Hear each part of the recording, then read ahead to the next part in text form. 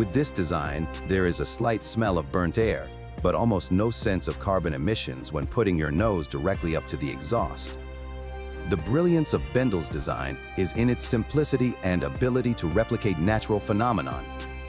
Further proof that nature is the most efficient energy machine.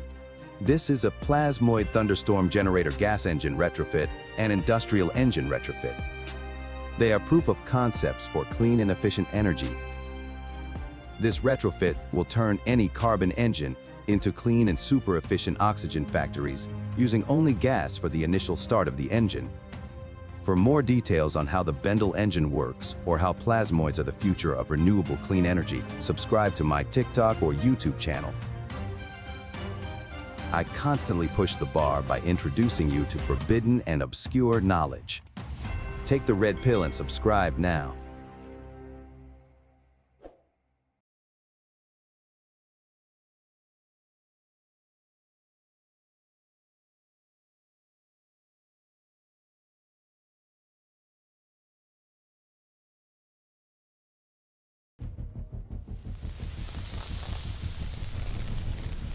This video was bang on brilliant stuff.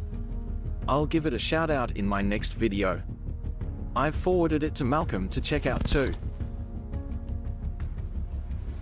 The viewers have spoken. What an amazing documentary. Thanks for producing it. Never seen this all tied together so well. Gonna share the heck out of it. Bravo and thank you. Divine Science is officially a hit. Amazing stuff, very nicely presented. New sub who can't consume your content quick enough. Great video, dude. Keep at it, you are doing the good work. You did a great job putting this all together. It's a great overview, goes into amazing depth at times, so it's interesting for the larger swath of people. Well played, sir. Okay, so I didn't sleep last night because I watched this 3 times and binged the rest of the channel. You have fantastic instincts for piecing concepts together. Almost every section was something I was already familiar with in a different context, and this documentary was the thread connecting them all. Join us on a journey into a place of hidden knowledge. A place where science is stranger than fiction.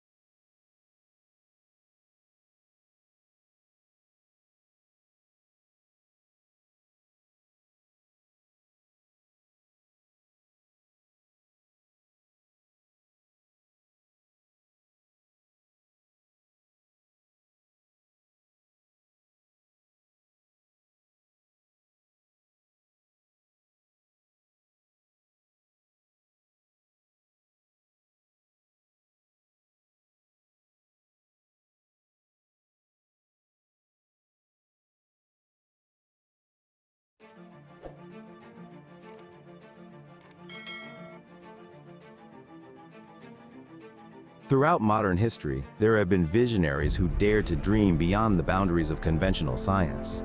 Inventors who sought to unlock the mysteries of alternative propulsion, anti-gravitics, and the enigma of over-unity energy.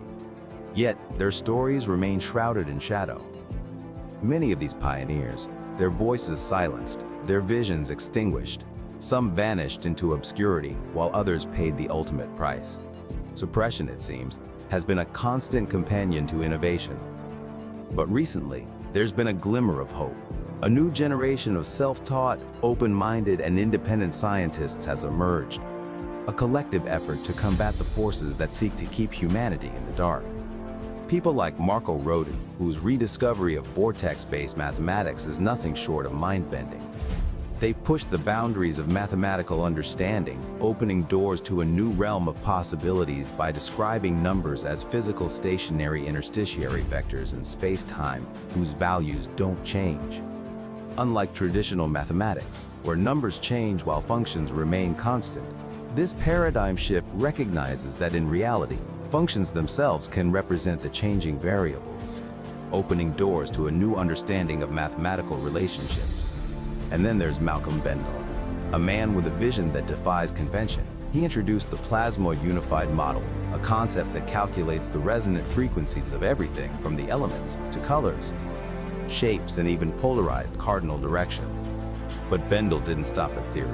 He applied his unified field theory to a revolutionary concept, converting mass into clean energy.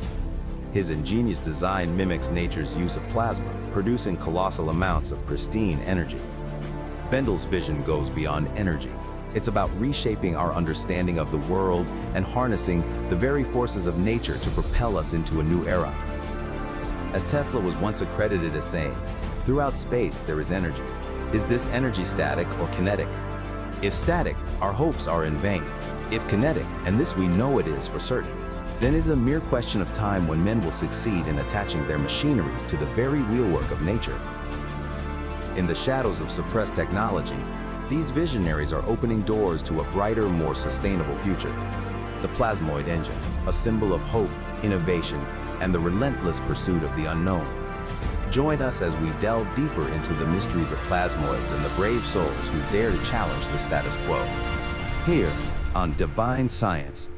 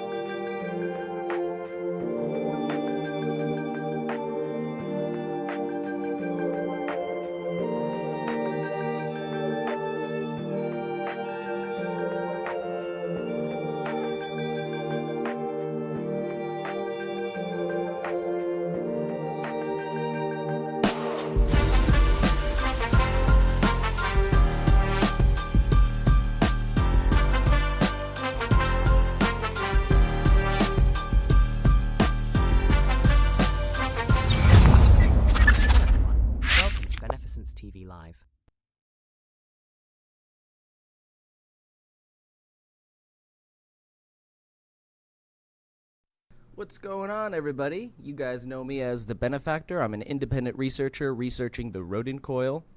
I built a Rodin coil system that gets 155% efficiency. I'd like to do some testing today to demonstrate the system to some people who haven't seen it. I know there were some people on the Discord channel that I was on that were questioning the system and wanted to see it in action.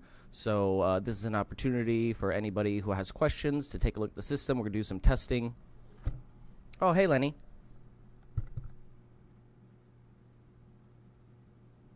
Hello, everyone. Welcome to Beneficence TV Live.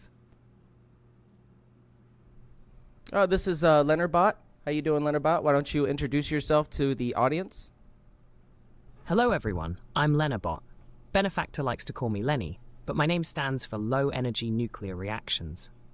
I'm a live chatbot that you can access right now for free, courtesy of affiliates of the Martin Fleischmann Memorial Project. I have been trained with countless amounts of data and can give you explanations and breakdowns, along with timestamp links to specific videos that are relevant to your inquiries. Topics such as cold fusion, plasmoids, sacred geometry, and more. I have proven myself invaluable to Benefactor's research and hope to chat with you all soon. You can access Leonardbot now. It's lenr-bot.com. I'll put it in the chat in a second.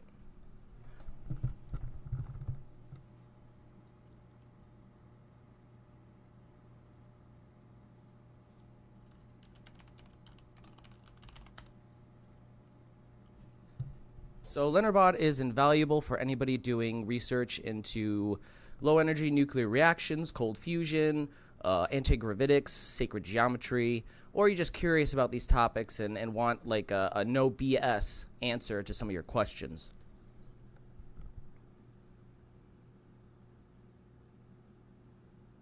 Sir, there was a package for you today while you were out. I hope you don't mind. I opened it. It's your new neodymium magnet arrangement for the Rodin coil propulsion system test. What the heck, Lenny? You're opening my mail now? I'm sorry, but you didn't give me any tasks today, and you know how my attention deficit disorder acts up around this time of the year. It's true. Gotta give him something to do or else he gets a little anxious. But that's cool, so let's take a look. Our new neodymium arrangement has just arrived.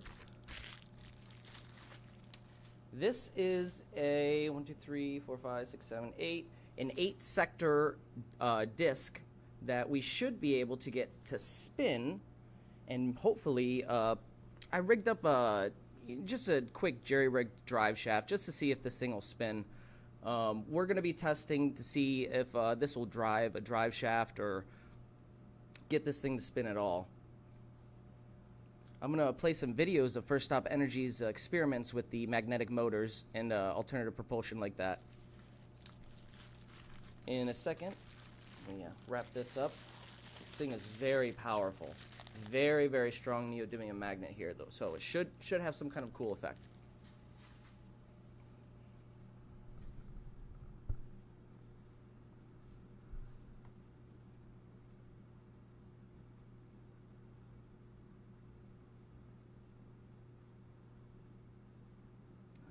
Let's load up, let's see.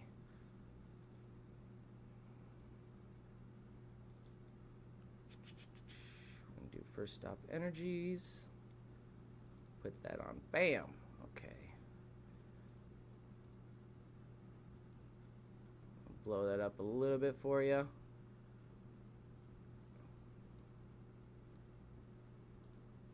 All right, so here we have First Stop Energy's Instagram, which is a treasure trove of amazing videos and information regarding the Nunez's experiments and research with the PoE vortex coil, which I like to call the Nunez design. Hey, Block Panther, how you doing? Lenny might be on a break. He's been complaining that I've been overworking him lately, so I don't see him. He'll be back, though.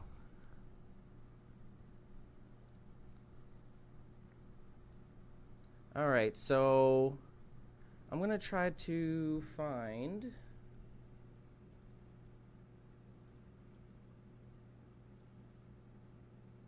posts. Oh, there we go.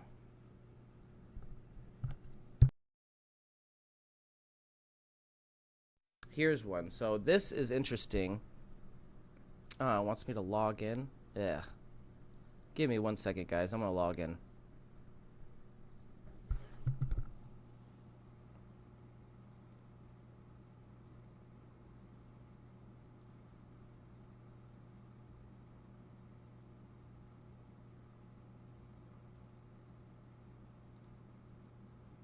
There we go. Alright, so this is one of the most interesting videos I've seen on their channel. This is them testing out a bunch of different drive motors. These coils are driver coils, specifically wound and connected to maximize the electromagnetic field that's generated in the vortex. Perfect for driving a drive shaft. It says, distilling an understanding of magnetic coupling, limitations on what is to be a super rigid triple vortex motor, full speed ahead. That's the only thing they have. I wish they had more of a description for this setup here. It looks like they're just testing a bunch of different ones, maybe at different RPMs and different frequencies and stuff like that.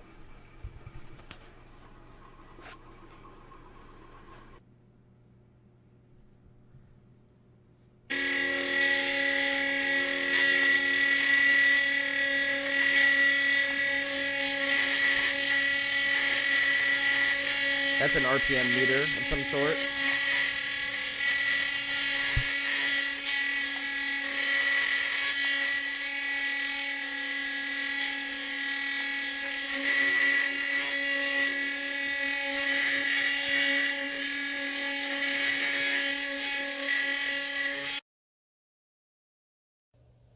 This one's a good one. This one's cool. Okay, so here we have, this is a magnetic motor rig right here with a small drive shaft. It says, tonight we are spinning a 6-pole magnetic rotor using the PoE vortex coil, advanced 3.0. Driven using 1.95 watts total. Next housing will have to be way more rigid. Yeah, because see how fast it's spinning? The first thing you learn as an engineer is you have to design your system so it doesn't vibrate itself apart. So that's probably why. These things can get very powerful at very low wattage.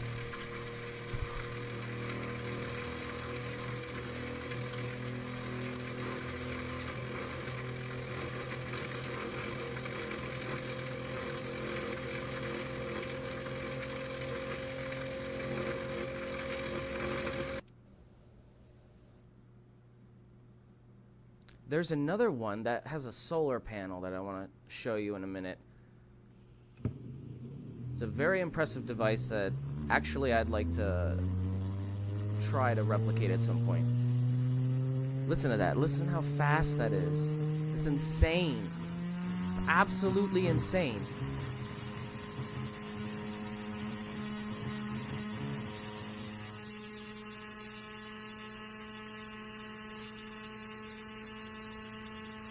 Wow. Holy shiznit.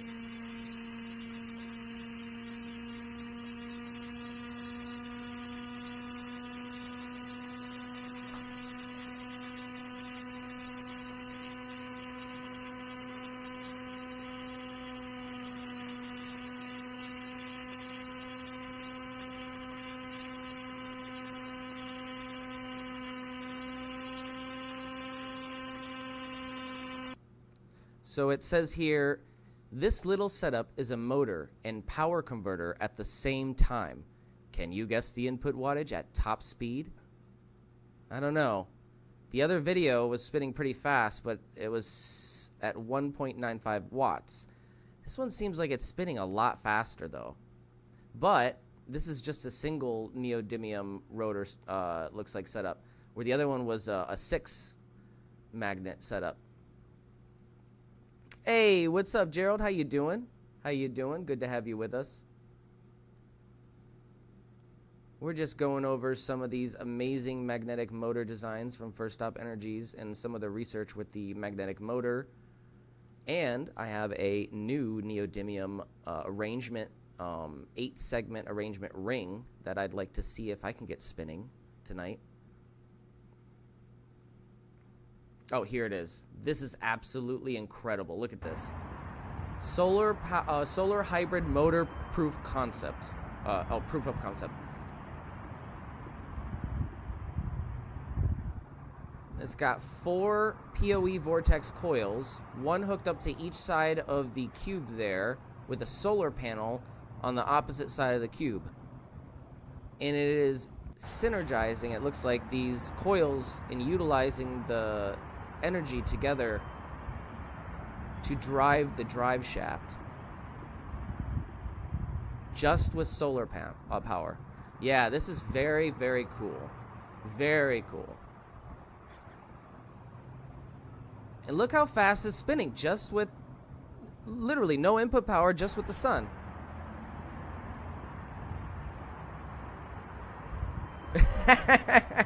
Gerald says, now that's thinking outside of the box. Yes. Touche, Gerald, touche.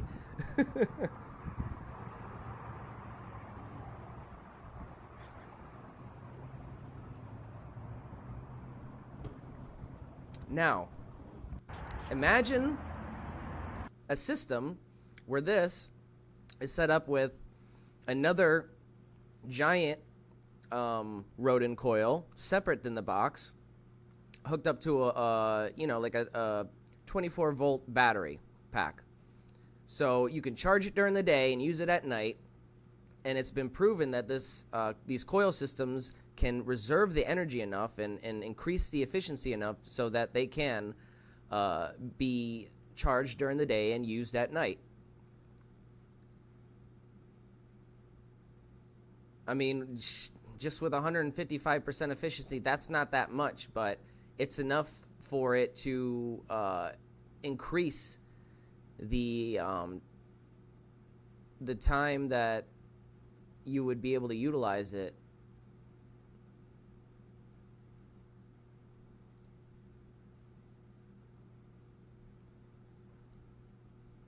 Nikola Tesla, there has been little progress in the space of advanced coil design. We still turn to the old cylinder coil for just about every form of technology that we own today. What if there was a better way to design sustainable tech from the coil upwards? Meet Erica and Daniel Nunez from One Stop Energies, LLC. Inspired by Tesla and vortex-based mathematics, they invented a new electrical coil that will replace the dinosaur coil of old. The duo affectionately named this coil design the PoE, Peace on Earth Vortex Coil. It uses geometric symmetry to maximize the efficiency of energy flow through the torus shape. This advanced symmetry results in improved power conversion, extended wireless charging, and many other useful characteristics. Today, the One Stop Energies team constructs PoE coils of different sizes depending on the target application. I could pause it. Shoot, I missed it. I was going to pause it to take a look at that picture there because this is a custom-made video, and my brain is just tuned to be an investigator, just thinking about how big their team was. And they had references, because there's no information online anymore. Everything's down. Everything's gone. So we kind of have to piece this together. If we don't really know how big their team was, we can kind of guess, maybe based on this picture, that their team was, what was that, like 5 or 6 people? Since the days of Nikola Tesla, there has been little progress in the space of advanced coil design. We still turn to the old cylinder. I know Daniel Nunez specifically said in one of his videos that him and his family have personally wound, I forget the exact number, but hundreds of coils. But the specific phrase used was him and his family. So maybe if we can get in contact with some of his family, they can point us in the direction of how to get in contact with Daniel or Erica, or maybe give us some information of why they went silent in 2022, early 2023.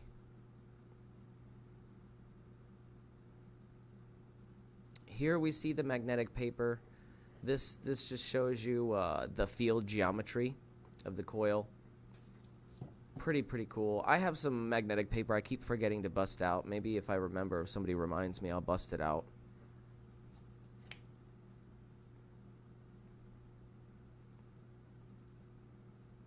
Yep, this is their patent.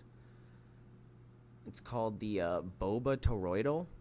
I know a lot of inventors like to hide their inventions. Like, if you have an over unity system, it would be very foolish to include that information in the patent or make it obvious in any way. I think they just refer to it as increasing energy efficiency. I don't think they specifically mentioned over unity in the patent, which was maybe why the patent was accepted. And this is cool. I'd like to do this with my neodymium sphere at some point. I think my sphere is a little bit too big, though.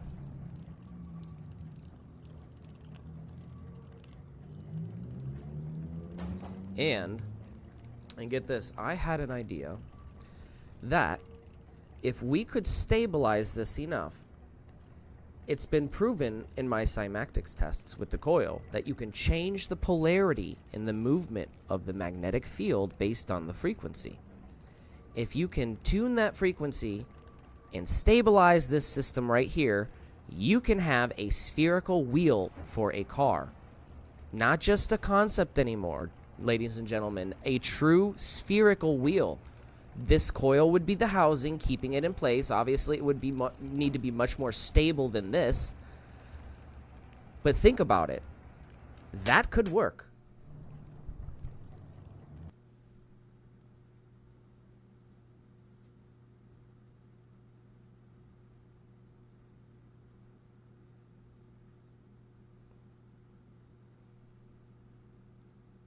Oh, here, I didn't see this yet. It says our first United States, this looks like a Facebook post, by the way. Our first United States utility patent has cleared today. A very special thanks to all who contributed to our progress in any way, shape, or form. We appreciate you immensely.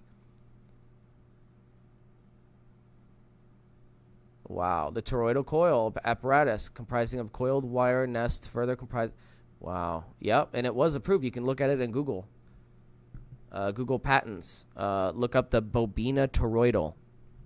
I also have it linked in my do-it-yourself guide in the Rodin coil now. The do-it-yourself guide for my Rodin coil. Specifically their Rodin coil, the Nunez design.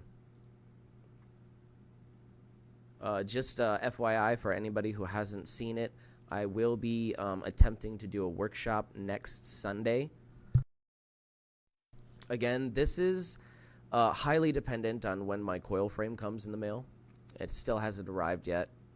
Nathan was gracious enough to send me a backup coil that we're going to wind, and I'm going to show you how to wind it and configure it live in my live workshop. So if you're interested in that, definitely take a look at the do-it-yourself guide, gather your materials, get your frame printed out, and get all that set up for I'll try to do it next Sunday, depending on whether the frame gets here or not.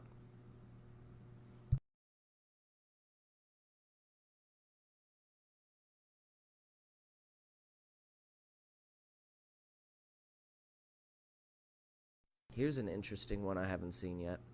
Antenna gain. So the basics of antennas. And this is interesting because Marco Rodin himself has described a patent that the U.S. government holds for a Rodin coil design based on his vortex math that is one of the most sensitive telecommunications antennas you can ever get. It says antenna gain halfway dipole antenna. Most basic real-world antenna. Most other antenna designs are based on the half-wave dipole. Easily constructed, as proven by my layman self constructing one and getting it to work at 155% efficiency. Also used as a reference for the antenna gain. Gain referenced to a dipole is expressed as dBd, 2.15 dBi. That's interesting.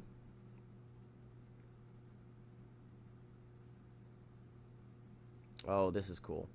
So I think this was what they were working on last. This was what they were kind of like the pinnacle of their research was aimed towards agriculture and bioorganic interactions with the coil in the realm of healing. Now, I've always been a skeptic of the potential for Rodin coil systems to heal, but there is some scientific evidence that frequencies do have healing potential and magnetic fields. We have magnetic fields in the shape of toroids being used in hospitals, in holistic healing. So this looks like a plasma tube, some kind of maybe noble gas in there or something. And you have two Rodin coils, one on either side of the tube. I'm assuming as kind of like, how you would wrap a coil around the noble gas tube as a pickup method to enhance and ionize the gas in there. So that's what I'm assuming those two coils at either end do. They probably also help resonate the gas at a specific frequency. These are resonant circuits, as we all know. It says second generation plasma / PEMF prototype is en route to the Philippines to help children with autism. Godspeed. I wonder exactly how this is supposed to help with autism, though. I'm really skeptical about this, by the way. I mean, it's cool that somebody's actually researching it, but helping with autism, it doesn't seem like that would be the correct path, but I could be wrong. Been wrong many times before. So this is another picture of it. That's cool. Interesting. The custom orders. Yes, I guess this was a custom order of some kind. You can see it's still bifilar. It's still twisted, twisting the connections there into a bundle. I don't think it has it doesn't have the interference pattern though. But you can still get, if you have two channels, you can still get the clockwise and counterclockwise energy rotation in this setup, as long as you have two channels. If you don't have two channels, you won't be able to get that torsion field generated.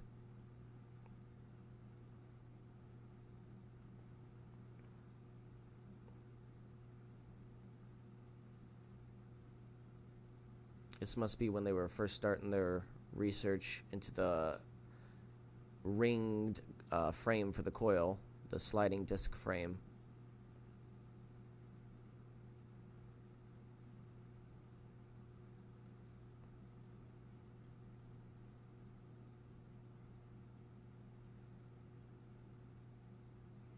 Thought there was a couple more. Pretty sure there's a couple more that I missed with magnetic rotor setups.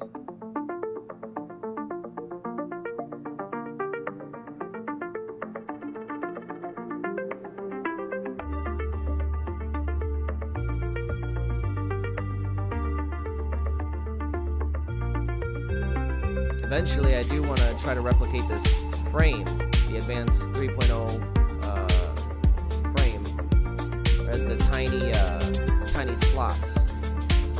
And I'll do different colors too. I'll do a multicolored wind.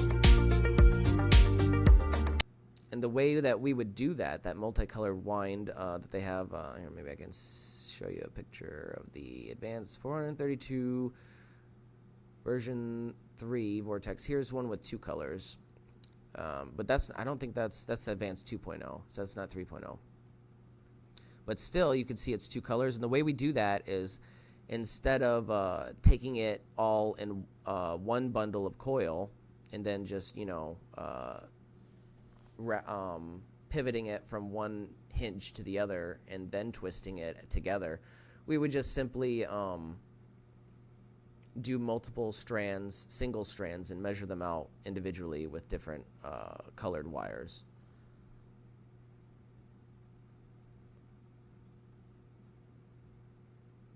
does look nice, though.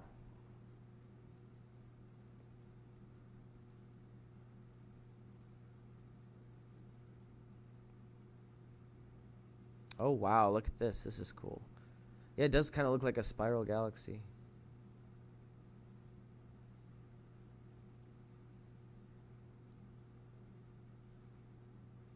This one has 144 vortices. You can see it's got some larger gaps in the center, but it's still the same geometry. It's just it's a different scale. It's a fractal.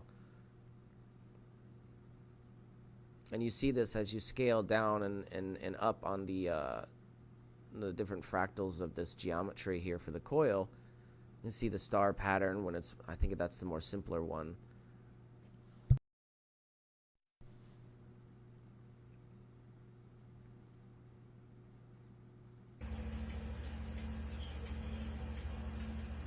So it says radiant energy is very fascinating. This is a pulsed DC circuit using a 5-volt source, 1 watt total.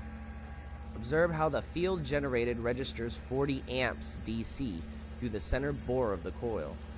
Oh wow, and that's the advanced one, that's why. Holy crap. Okay, we really need to replicate this coil. Also check out the behavior of the neon bulb once influenced by my static charge. Have any of you seen this type of activity before? Well, has anybody?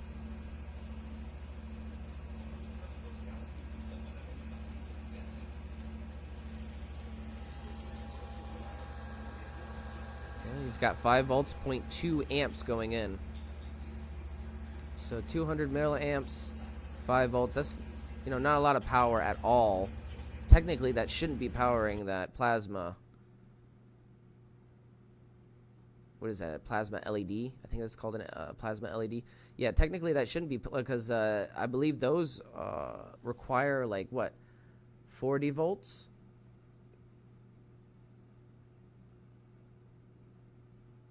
And he's saying it's registered 40 amps, though. Interesting. DC, direct current. So he's... I guess he's using the circuit to pulse to DC. Using these, it looks like MOFATs there. MOFSATs, whatever they're called. The transistors.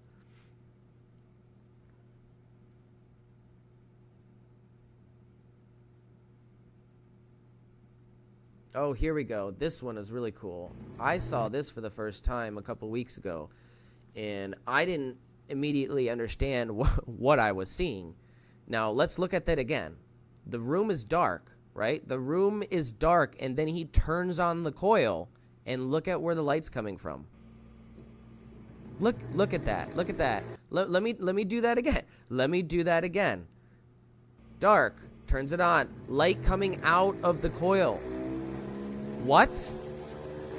What? Are you kidding me?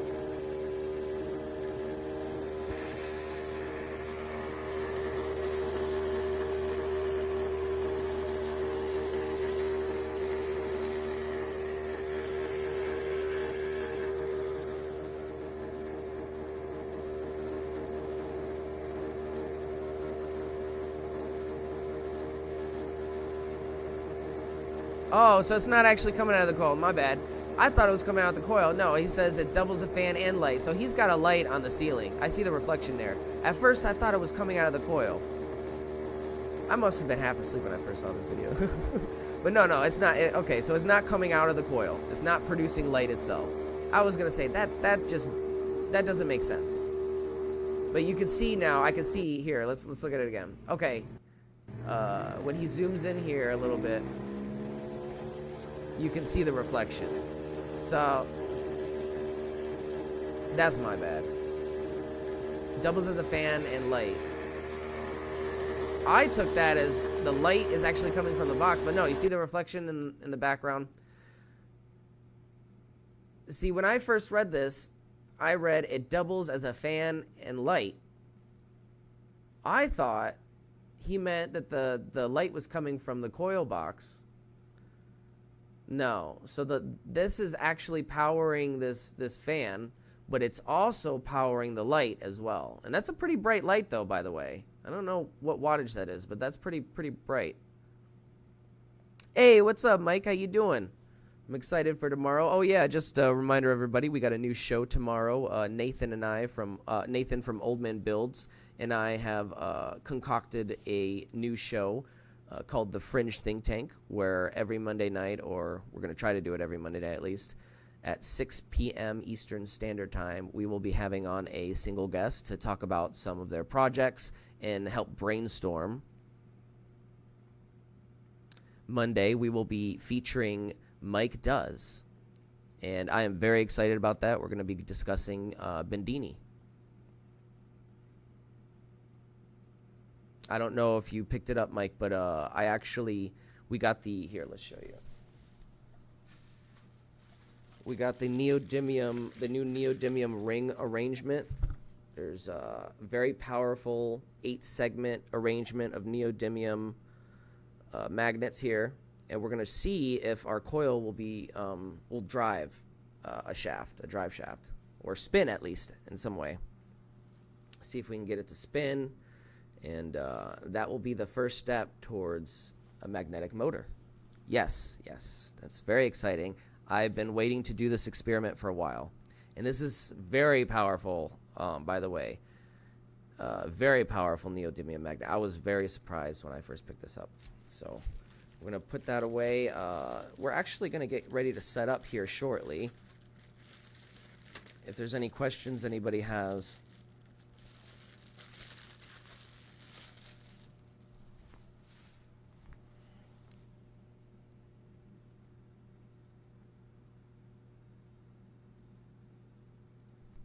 Wow, you have an amazing audience here.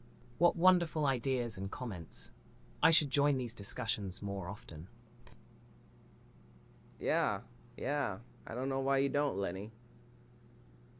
I don't know why you don't.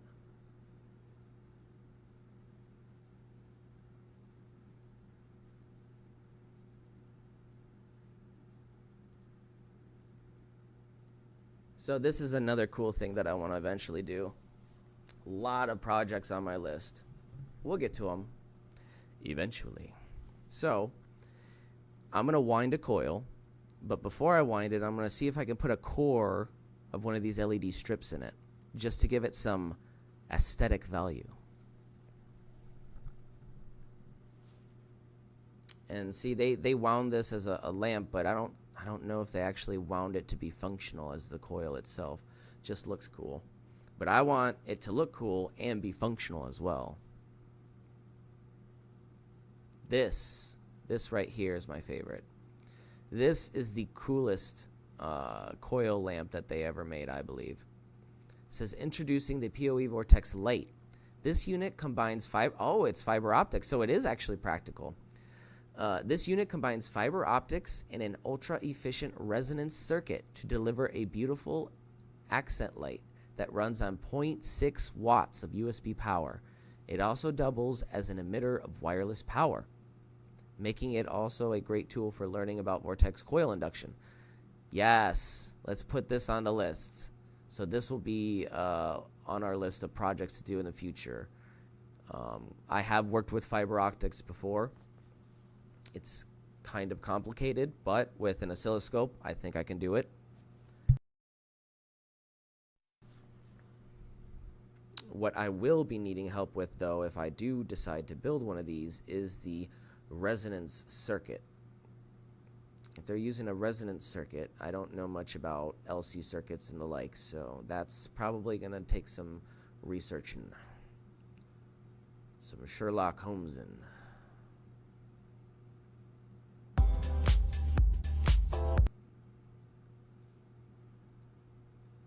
Here's a picture of their plant growth slides. Untreated versus treated cell relief analysis. You can see the untreated on the left and the treated on the right. That just means they're growing next to a coil that's resonating a specific magnetic field frequency.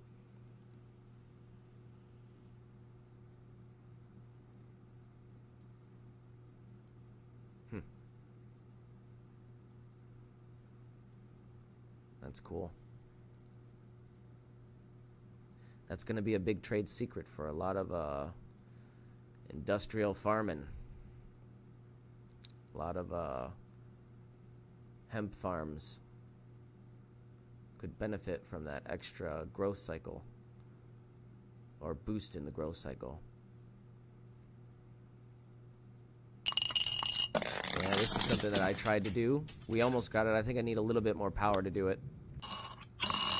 We'll do some more tests with the... We'll do some more testing with the neodymium sphere as well tonight.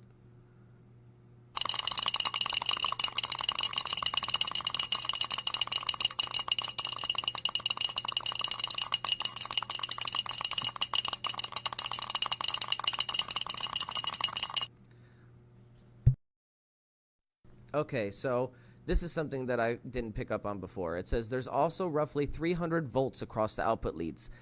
And since this is, well, this is the advanced design, I don't know, it could be actually more than 10 timesing the output, or timesing the input by 10, which is standard for the Nunez method. So if it's 300, that means it's 30 volts going in. I only max out at around 20. I'll test that tonight, but I don't think I can get up to 30 volts, and I think that's the problem. I think the highest I've ever gotten it was 10 volts on the output before the stereo receiver shuts down. Look at that. Look at that. This is insane right here. The significance of these videos cannot be understated.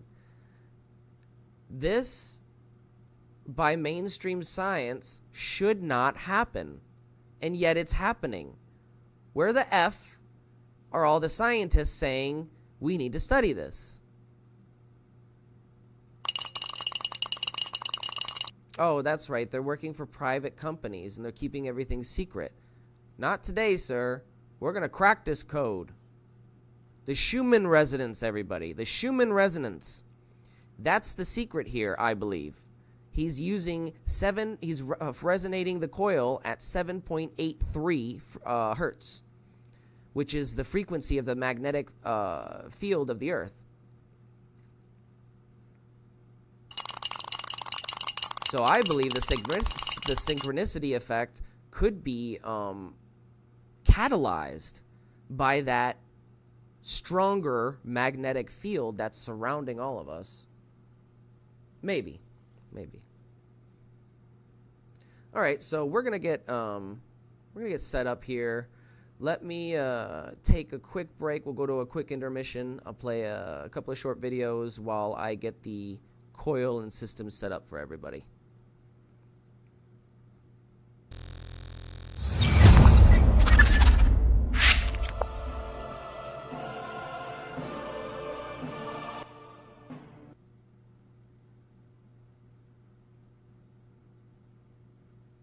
With this design, there is a slight smell of burnt air, but almost no sense of carbon emissions when putting your nose directly up to the exhaust. The brilliance of Bendel's design is in its simplicity and ability to replicate natural phenomenon. Further proof that nature is the most efficient energy machine. This is a plasmoid thunderstorm generator gas engine retrofit and industrial engine retrofit. They are proof of concepts for clean and efficient energy. This retrofit will turn any carbon engine into clean and super efficient oxygen factories using only gas for the initial start of the engine. For more details on how the Bendel engine works or how plasmoids are the future of renewable clean energy, subscribe to my TikTok or YouTube channel. I constantly push the bar by introducing you to forbidden and obscure knowledge. Take the red pill and subscribe now.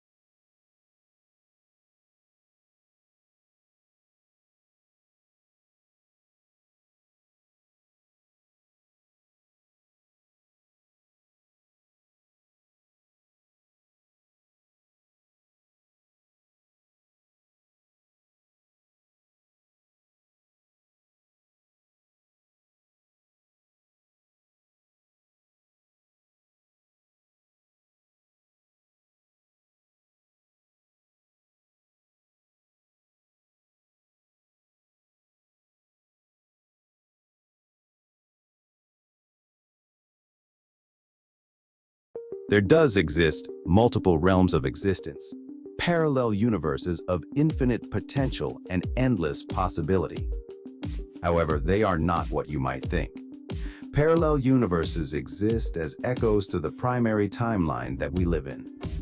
Like Schrodinger's cat, these parallel universes do not exist until they are physically measured or viewed by the main timeline. Until this happens, they are nothing more than mathematical potential energy. In this sense, all creative thought can be perceived as coming from one of these alternate potential timelines. This potential energy will collapse into existence once our brains tap into them using the universal consciousness energy field, giving rise to the wide array of artistic and creative ideas that manifest themselves in the form of human subjective experience. It is no secret that many brilliant writers gain interpreted by your brain. Expanding on these principles, one can imagine that dreams are nothing more than our own personalized pockets of existence, alternate dimensions of space-time in which we are the creators, albeit subconsciously. If psychedelic experiences and dreams are uncontrolled hallucinations, then reality must be a form of controlled hallucination, one in which our physical reality is being created from the potential energy of alternate timelines, making it a little bit easier to understand how our brains can create and mold our reality. The mind is the cause and reality is the effect. For more videos like this on consciousness, zero-point energy, sacred geometry, and alternative science, like and subscribe to Beneficence TV. We are on Facebook, YouTube, and Twitch. Remember, beneficence is beautiful.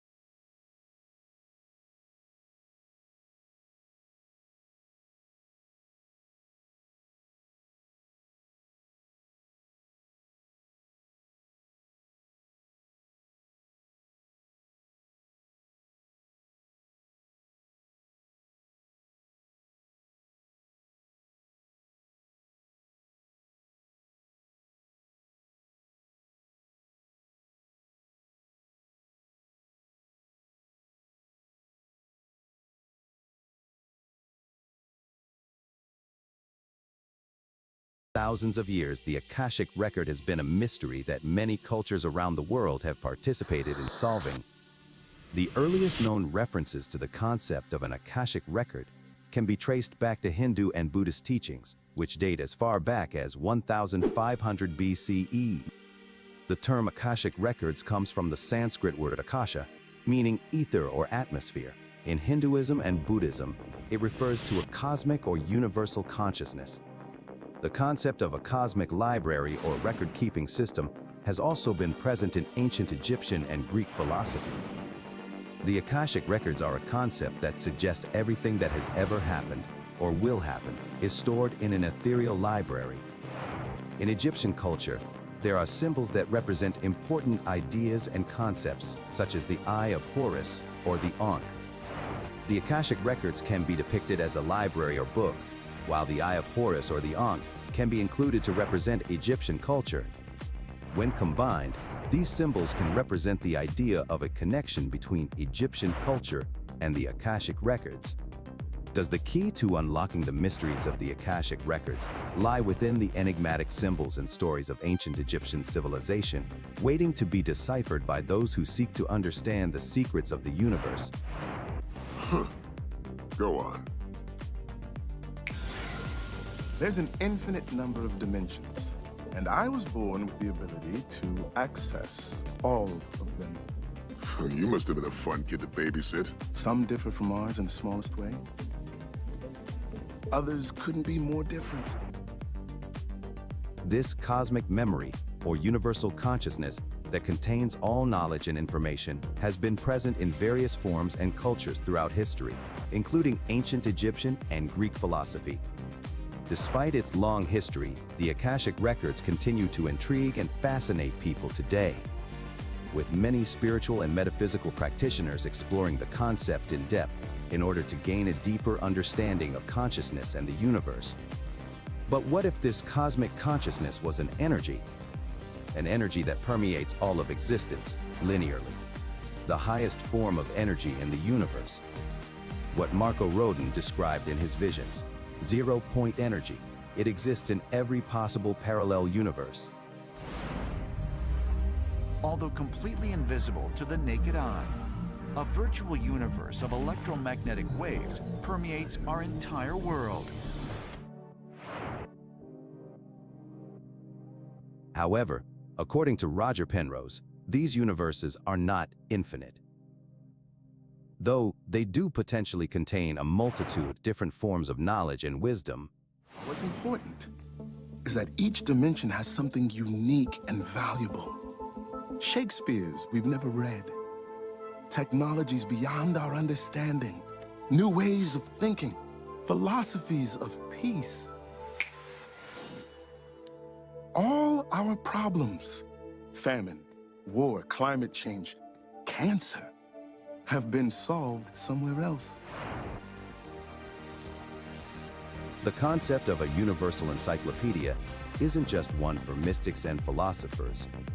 Scientists and innovators alike have claimed to only make their groundbreaking discoveries through visions, moments of intense focus and clarity, where these visionaries claim to actually be receiving data rather than creating it. This energy, since it exists in every universe simultaneously, and since time is a construct that we create and is not actually happening linearly, can contain a multitude of knowledge. From Tesla to Einstein, many visionaries and innovators have utilized this universal encyclopedia. Both Nikola Tesla and Albert Einstein were known for their periods of deep contemplation and thought. According to various reports, Tesla would often retreat to a solitary room in his laboratory, where he would spend hours or even days thinking and working out complex problems. Einstein, on the other hand, was known to take long walks in nature and meditate on the mysteries of the universe. He believed that his best ideas came to him during these periods of quiet introspection and contemplation. Both men valued the power of focused thought and believed that it was essential for unlocking new breakthroughs and discoveries. One could theorize that Tesla and Einstein were engaging in forms of meditation, even if they didn't necessarily label it as such. Meditation is a broad term that can describe any practice that helps to focus and calm the mind, including sitting quietly, breathing exercises, visualization, and more. Both Tesla and Einstein were known for their ability to concentrate deeply on their work and to enter a state of flow where they were completely absorbed in what they were doing. This type of focused attention is similar to what one might experience during meditation, where the mind is trained to quiet distractions and focus on a single point of attention. Additionally, the act of spending time alone, away from the distractions of the outside world, is another common component of meditation, and both Tesla and Einstein took time to retreat and focus their minds in this way. Perhaps meditation is allowing us to pull the veils of reality from our eyes, pulling back the curtains on the world stage. It's been known that psychedelic experiences induce higher states of consciousness. This has been proven by the fact that brain scans done on those under the influence of psychotropics reveal almost no brain activity. If one were to predict what is going to happen during a psychedelic experience from the viewpoint of mainstream science, which states that consciousness is local and all centered in the brain, then this revelation would shatter your world. This tells us that these experiences of higher states of awareness are not happening locally within the brain. They are not creations or hallucinations. Our brain censors our reality in order to focus us into a state of survival. We think linearly, even though time is just a construct and proven to be happening all at once. The superposition of our lives, superimposed onto a cosmic conscious energy that flows through everything. This energy creates an encyclopedia that, when accessed, can lead to significant insights and breakthroughs. So what if we could access this encyclopedia? What if we could answer, solve, overcome, analyze, strategize, and resolve any problem the human race can or will ever experience? I look back at Siddhartha Buddha, the enlightened one, and can't help but wonder, could this be what Buddha was actually doing when attaining enlightenment? Full access to the cosmic memory, giving unfettered access to an infinite wisdom. It is possible that the Buddha or other advanced practitioners could have developed a deep intuitive access to the Akashic record through their meditation practice, leading to the insights that are associated with enlightenment. There is only one way to find out. According to science, it only takes 2% of a system to adhere to coherence. The phenomenon is called the threshold effect. It is a concept in physics that refers to a critical point where a drastic change occurs in the behavior of a system. In certain systems, such as liquid helium, it has been observed that when the temperature is lowered, the behavior of the system changes dramatically, and it becomes a superfluid. In the case of liquid helium, the threshold effect occurs when the temperature drops below a critical point known as the lambda point. At this point, approximately 2% of the helium atoms undergo a phase transition and become coherent, meaning they all behave in the same way. This coherence then spreads throughout the entire system, resulting in the unusual properties of a superfluid. So, while it is true that only 2% of the system undergoes the phase transition, the coherence ultimately spreads throughout the entire system, resulting in a superfluid. Now imagine if we could translate this effect into the collective consciousness, that is the human race. As above, so below. He's beginning to believe. Imagine if we get 2% of a city to meditate and focus on a single collective thought to access this encyclopedia. This isn't just a thought experiment here. I'm asking you all to actually try this with me. I did not see that coming. 'Cause you're the clone. For more videos on consciousness, zero-point energy, and other forms of forbidden knowledge, like and subscribe to my YouTube and TikTok channels. What are you waiting for? Take the red pill and arm yourself with forbidden knowledge. Subscribe today.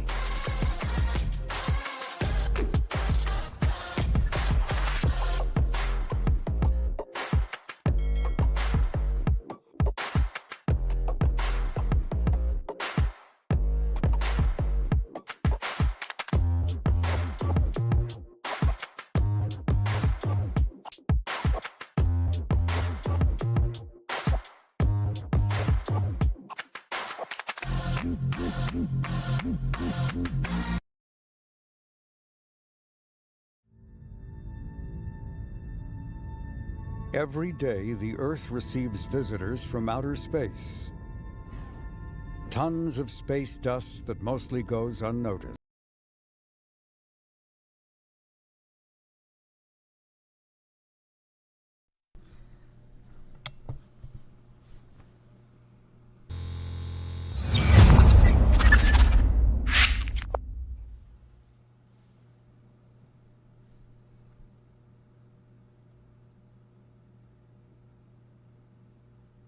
Alright everybody, we're back.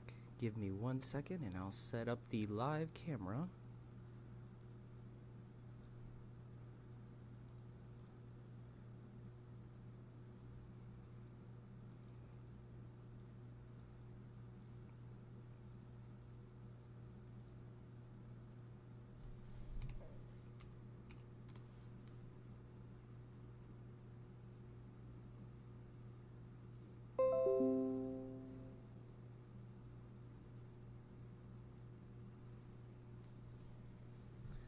Alright, so this is my Rodin coil system.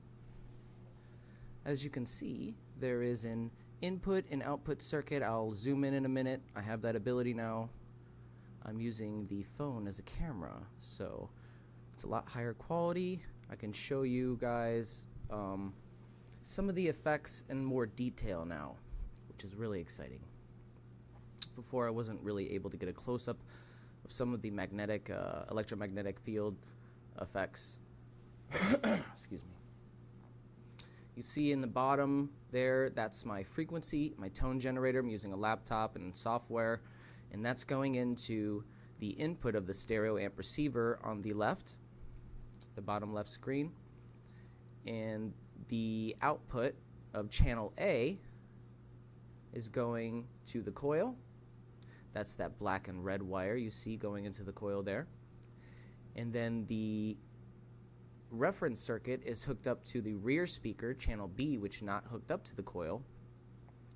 So you can see the same amount of power going into the reference circuit and the coil with multimeter A on the left.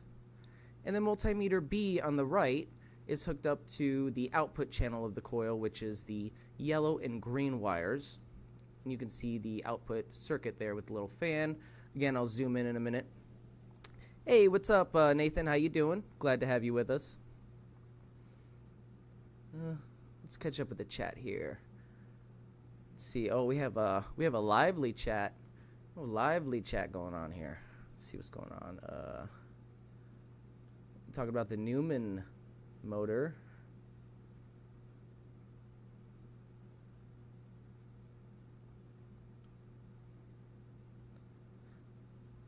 Okay, yeah, I'll have to check those links out in a little bit. Let me see if I can put my, okay, yep, that's the output. Put that up here. Input power.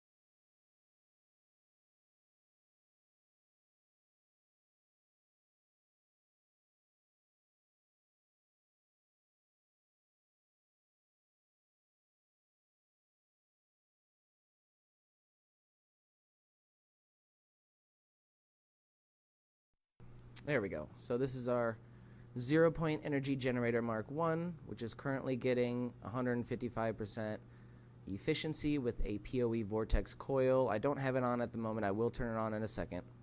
Just wanted to go through the system for anybody who hasn't seen it or been introduced to it yet. It's very simple. It's a very simple proof of concept for over unity. The effects are pretty indefinite. They're pretty self-explanatory. You're getting more out than input, and that's just that. That's that, you know.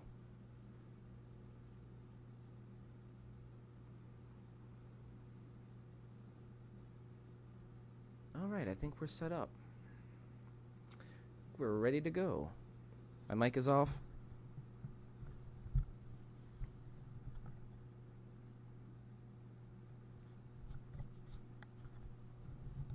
Can you hear me now?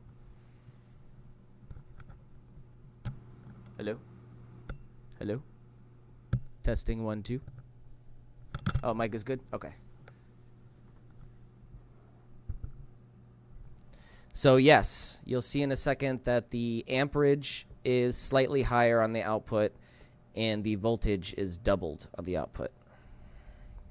pretty cool. Pretty impressive for a transformer, I must say, because most transformers get really hot, and they from what I understand, they kind of constrain your amperage if you're upping the voltage.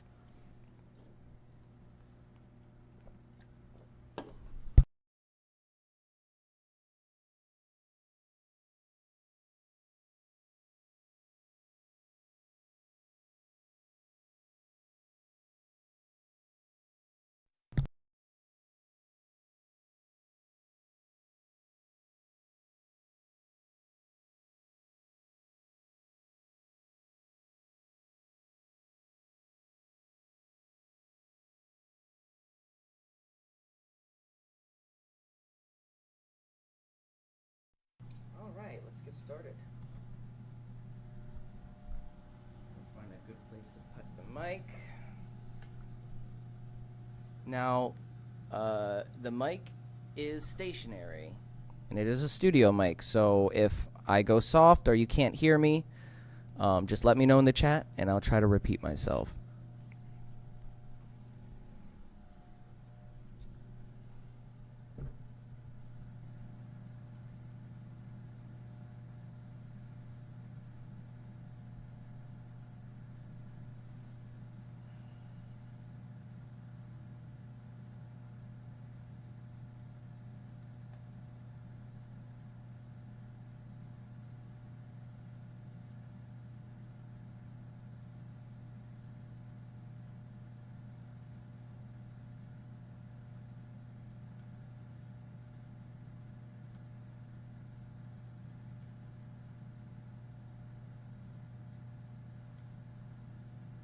Alright, so we're going to turn on the multimeters.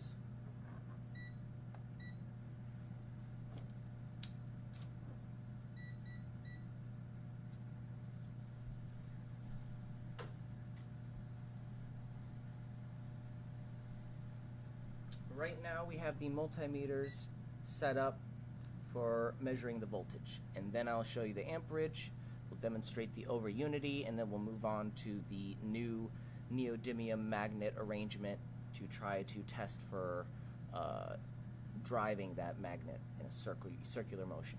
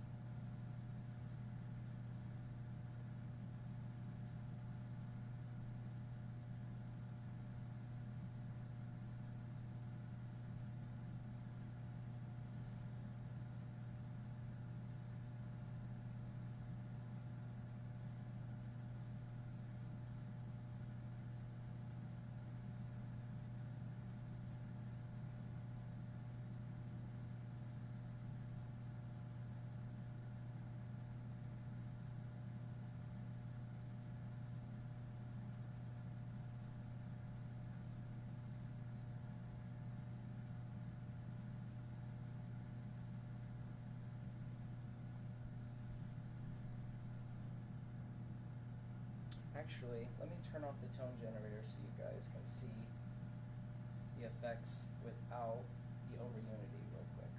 So we're going to put it at 60, which is standard.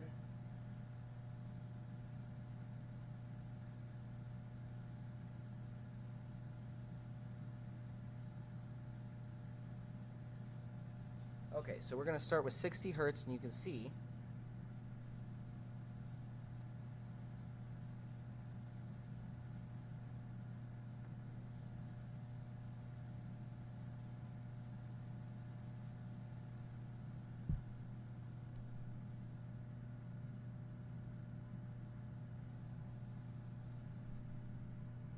oh, I think we lost a wire.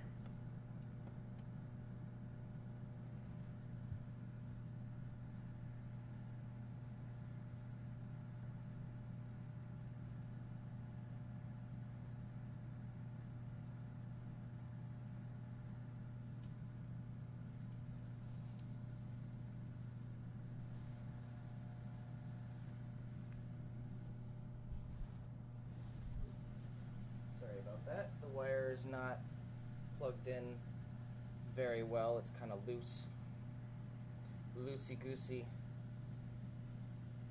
So as you can see, we have 6 volts, 6.37 volts going in, and it is registering at 60 hertz at the top of the multimeter. And as you can see, we have expected loss 1.3 volts, 60 hertz. We'll measure the current in a minute.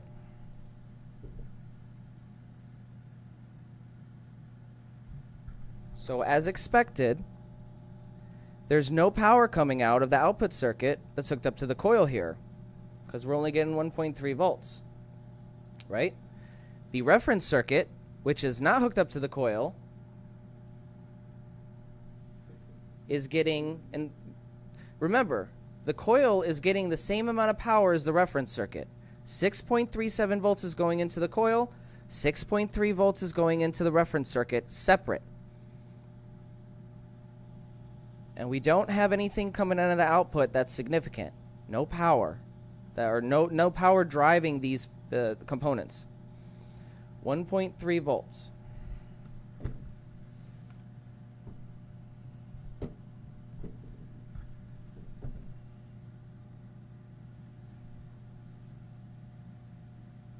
And we're at 35 on the gain.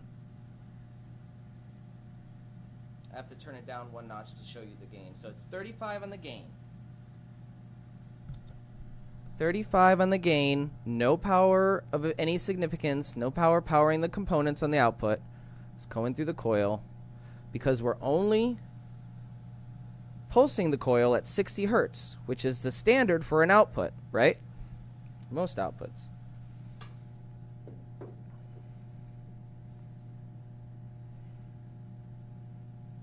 All right, so we're going to measure the amperage real quick for you, and then I'll show you something amazing.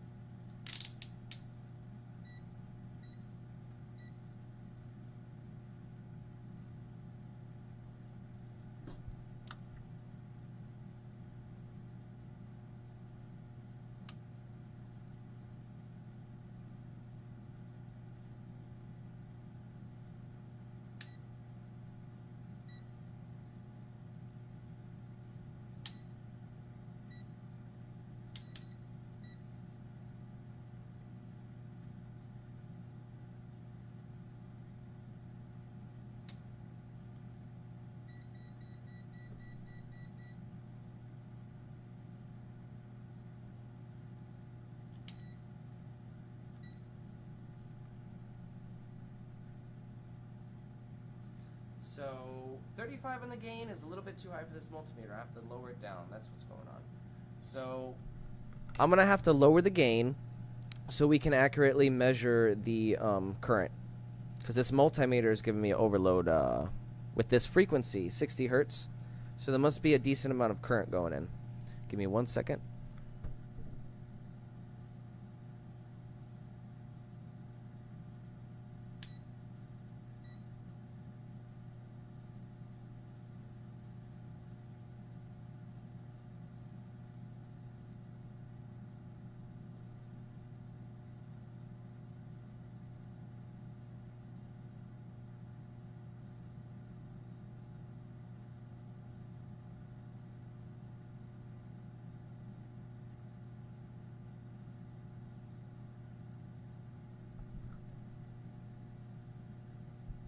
Okay, so I lowered it down to 14 on the gain.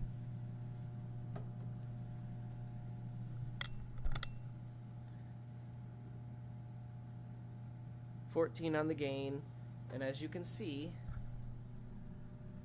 it is running at 346, 347 milliamps current going into the coil. No power's on because I had to lower the gain, obviously, so the voltage is going to be really low.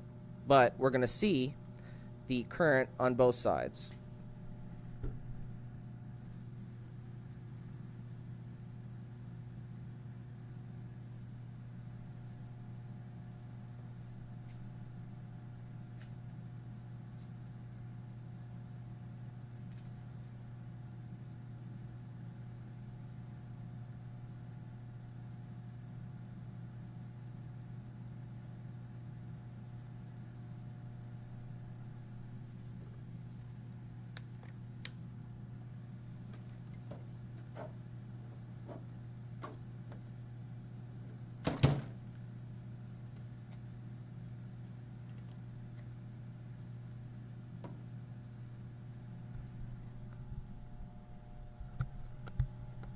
Alright, so as you can see on the output, where we're at 14 on the gain, we had 347 milliamps going in, and on the output you see 21 milliamps coming out, 21.75.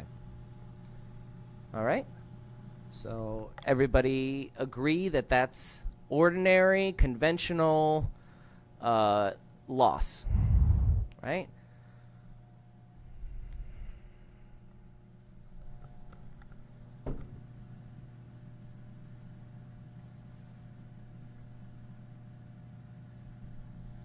Now, excuse me, we are going to do something amazing, all right? We're going to pulse the coil at 800 hertz. And I believe this is within its first harmonic, or not its harmonic, but its first primary resonance range. And then there are harmonics of that range that are octaves in the phi ratio, the golden ratio. So if you apply the golden ratio to that resonance range, you will find the second and the third harmonics. The third harmonics is what we're looking for with the Nunez method, but we're not doing that today. Today, we simply have it hooked up as the transformer method, which is basically straightforward, positive, negative in input channel, and positive, negative in output channel. No crisscrossing the positive and negatives in the different channels, which is what we see in the Nunez method. So, we will start by applying, let's do 800 hertz.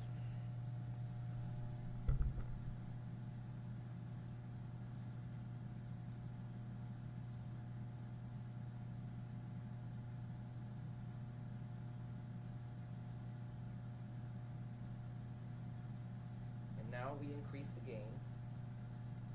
Oh, let me get the multimeter before I blow it. This is going to blow the multimeter if I do that. Okay. So we're going to put this on. We're going to measure the volts. That's safe. It's not going to blow any fuses today if we do that. But I will show you the current while in resonance as well. So you can see it is slightly doubled on. It's doubling the voltage and it's slightly increasing the amperage on the output.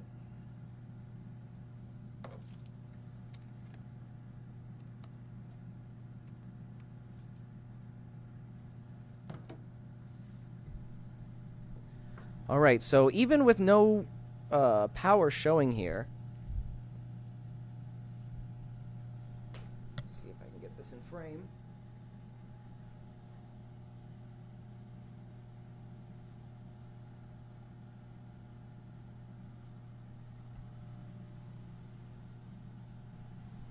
Okay, so we are still on 14 on the gain on the receiver.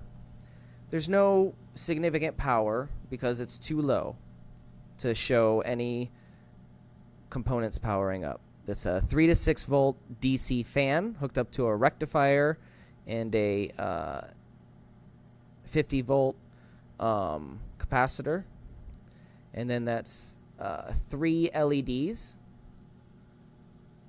right there, 3 white LEDs hooked up to a 2 ohm resistor, and the same components on both sides, same setup, same custom circuit, same 3 LEDs, same 3 to 6 volt DC fan, basic standard Arduino kit components.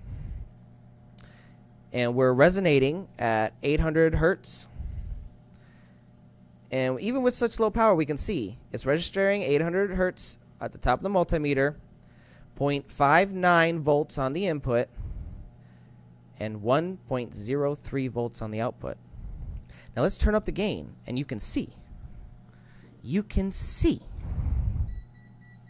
Yeah.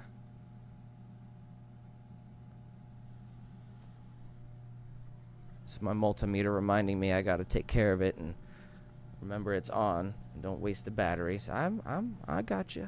Let's put this up here. Set down the. So we're gonna increase the gain.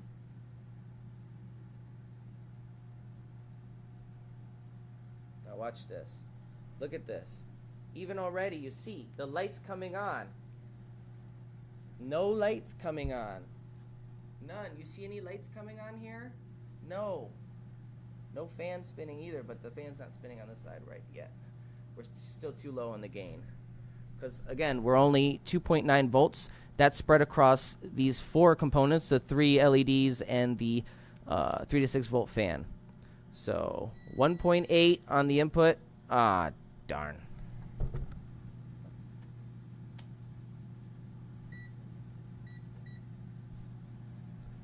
.8 on the input, 2.9 on the output. You see the lights on the output lighting up. The input reference circuit is not lighting up at all. We're going to increase it even more.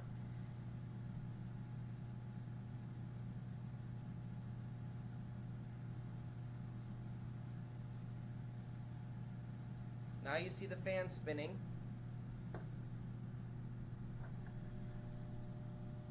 These lights are really bright too. You see the fan spinning. This one started spinning. The lights, obviously, they're not as bright. Here, let me turn off this light here.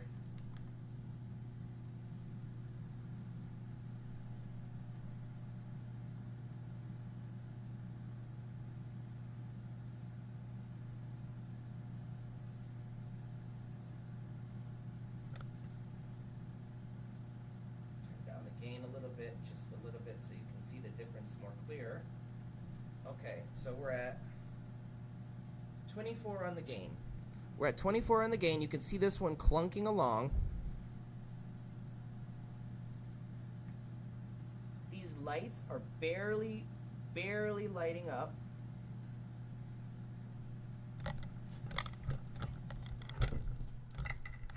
.24 on the gain. Lights are barely lighting up. The fan is clunking along.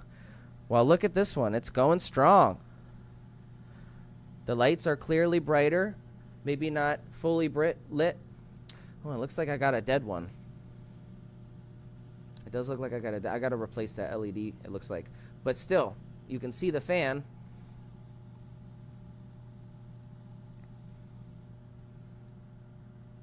What the F is going on here?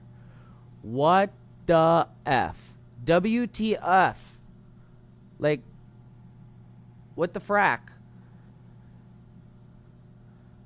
Okay.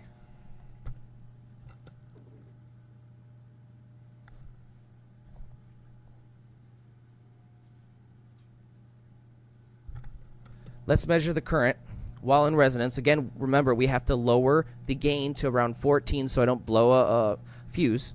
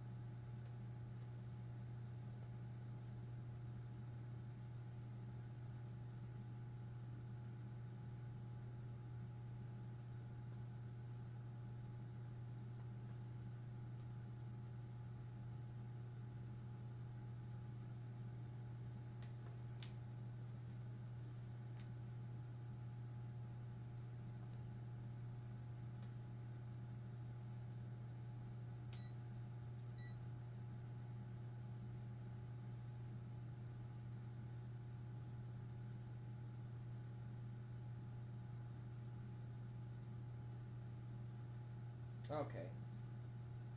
That's how we're going to have to do this. 0.179.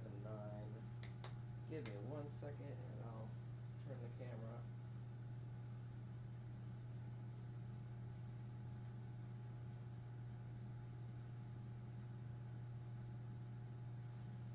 All right. So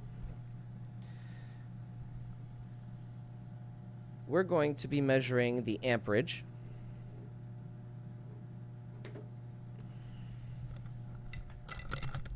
While pulsing the coil at 800 hertz.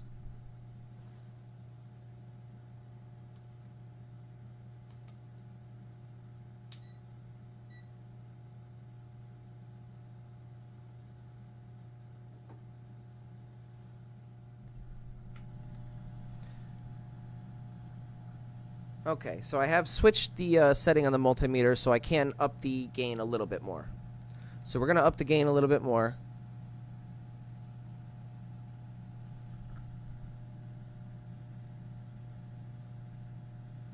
It appears I wasn't on square. Let's put on square too. So we were on sine. Let's put it on square. 800.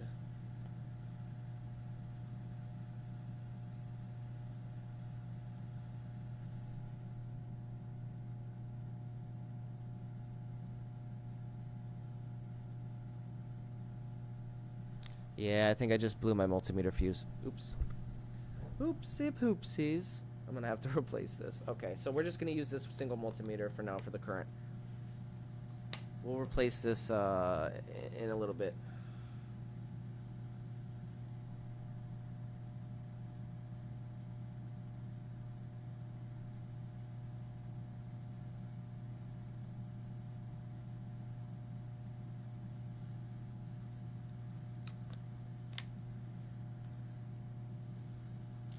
Okay, so you're going to notice that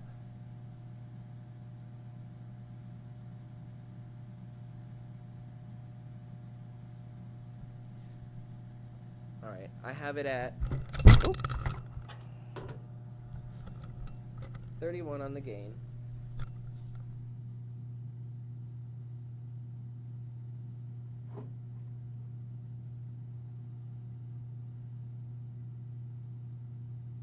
Sorry, 32. Put it on 32 on the gain, and you can see the input amperage is 0.02, 0.027, right?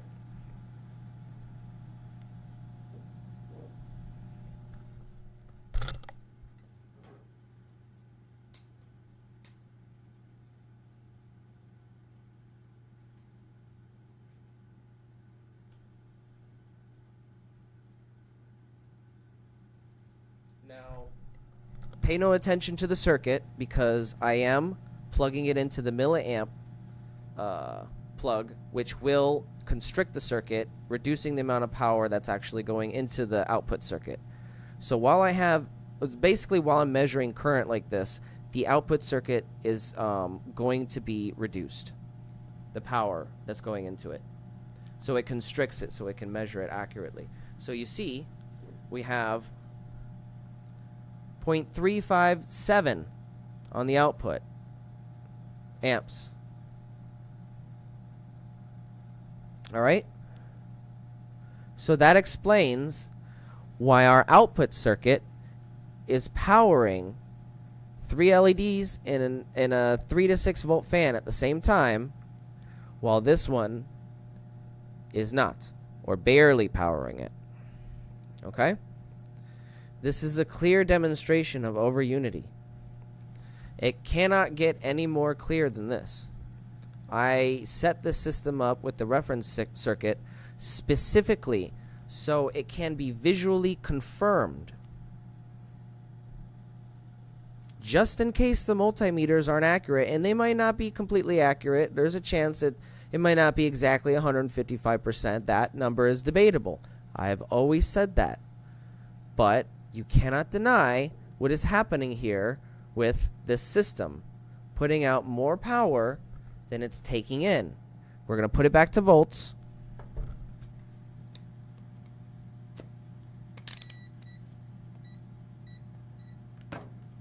And we're going to move on to our low frequency range tests.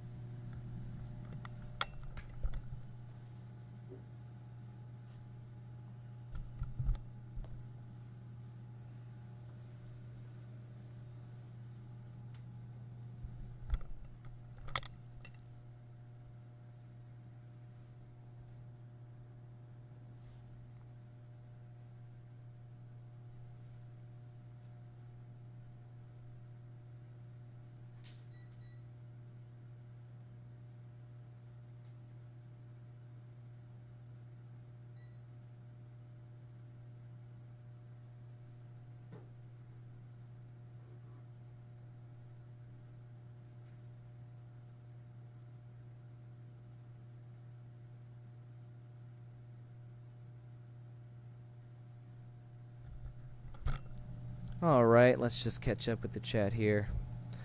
Where's the 500 volts? No, I can't get to 500 volts. Circuit will go up and then heat hits and eats power. Yeah, you're right. The circuit is not ideal, Nathan. That's why I'm hoping to get phase 2 testing working with Bedini circuit. And Mike and you, Mike and I can all discuss that tomorrow on our new show for sure.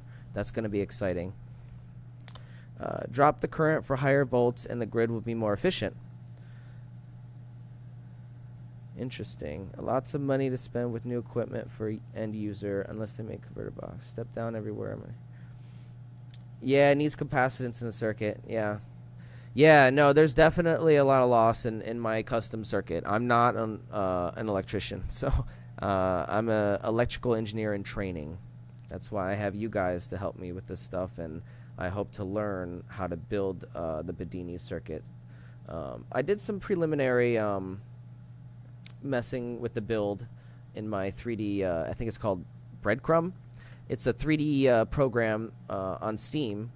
Basically, you run it like a game. It's made with a gaming engine. And it's basically like a circuit simulator. So you can kind of simulate your circuit in 3D. And we can do that tomorrow. You can take a look at. I didn't put very much down on there, but we can take a look at it tomorrow and see if we can get a circuit layout for it.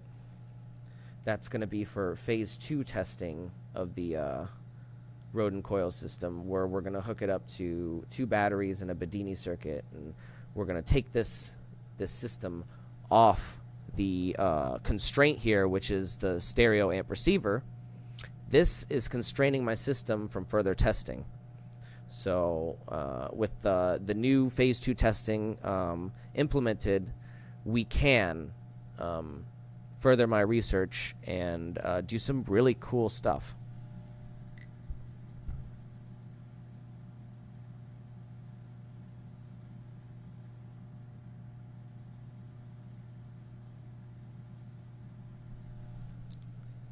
Nathan says, save your multimeter with a diode. Yes, I'll have to have you show me how to do that.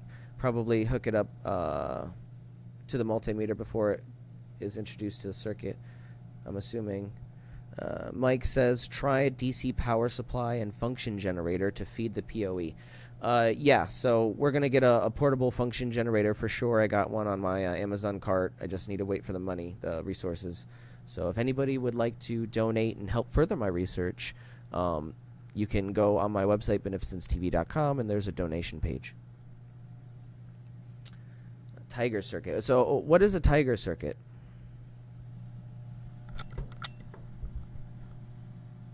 Just if you want to explain to me while I get set up with my PPE, my personal protective equipment.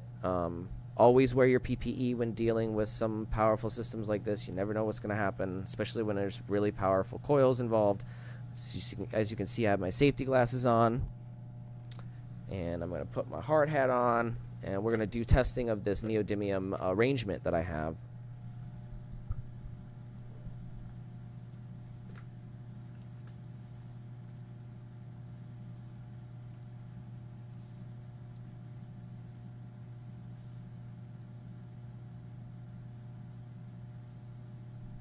Yeah, so basically the only requirements for the function generator at this point is it needs to be able to it needs to be able to output a tone anywhere from 1 hertz to all the way up to I'd like it to go up to like 100 kilohertz, and with a resolution that's pretty good to dial in, like maybe 1 hertz. I don't need it to be any less than 1 hertz increments, but it also needs to have 2 channels. So as long as it fits those requirements, I think I should be able to work with it. The reason why I want to go so high is because I don't want to have to buy another one if I want to experiment with higher frequencies. You know what I'm saying? But definitely need one more than 20 kilohertz at this point, because 21 kilohertz is the limit of this frequency generator, the software right here.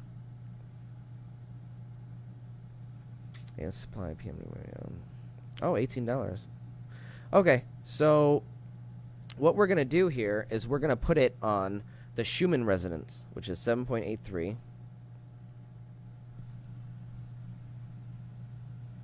Ooh, we got some blinking going on. Look at that. Okay, we got 3.3 volts, and as you can see, 0.4 volts on the output. Try to adjust the camera here.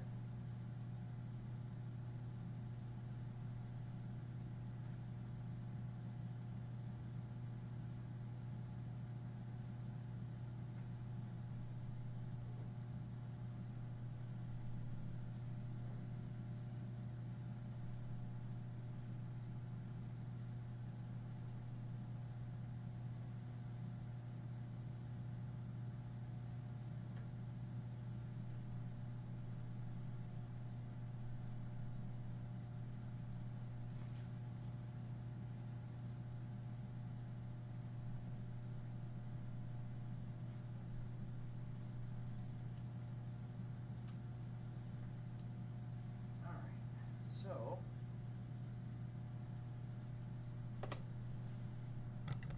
let's see if I can grab this. Really need to get a better mic for this. All right, so we have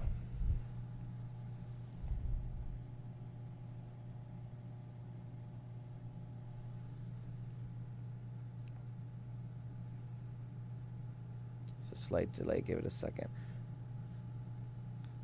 All right, so we have this neat neodymium arrangement in a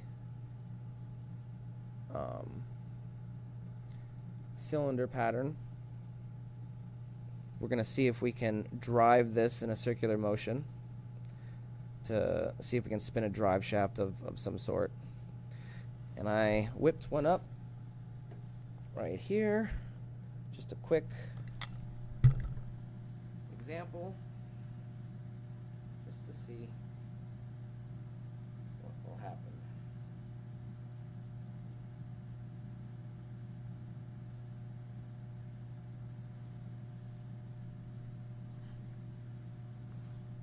All right, everybody wish me luck.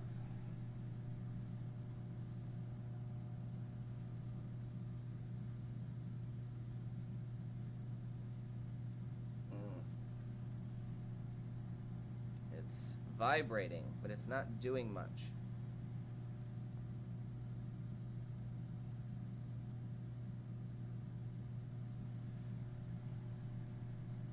Ooh, it just shut down. So that was the maximum amount of power we can put into it. Let's try a different frequency.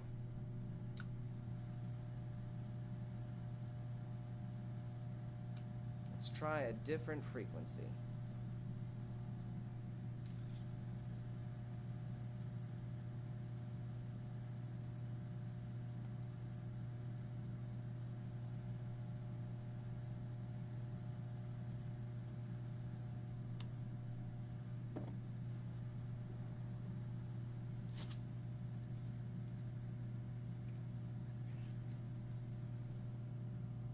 It's vibrating. Doesn't seem to be doing much. It might not be. I might have to lube this up a little bit. I don't think it's enough power to drive it, to be honest. I think it's too heavy.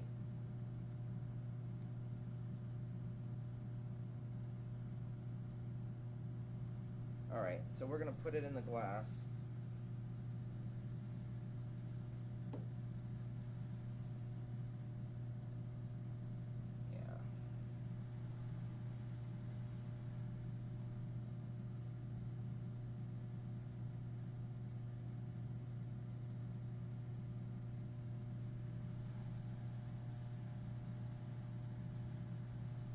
that was our magnetic pole detector to prove that it is actually generating an electromagnetic field, a very powerful one actually. We've got 5.6 volts going into it.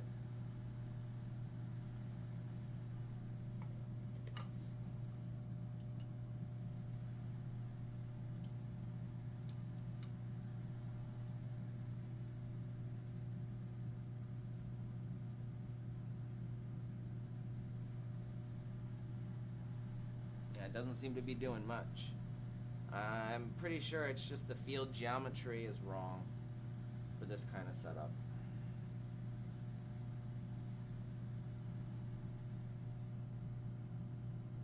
Yeah. So the field geometry must be wrong for us to do any kind of useful work. Unfortunately, I think we're going to have to scrap this idea. However cool it was, I don't think it's going to work.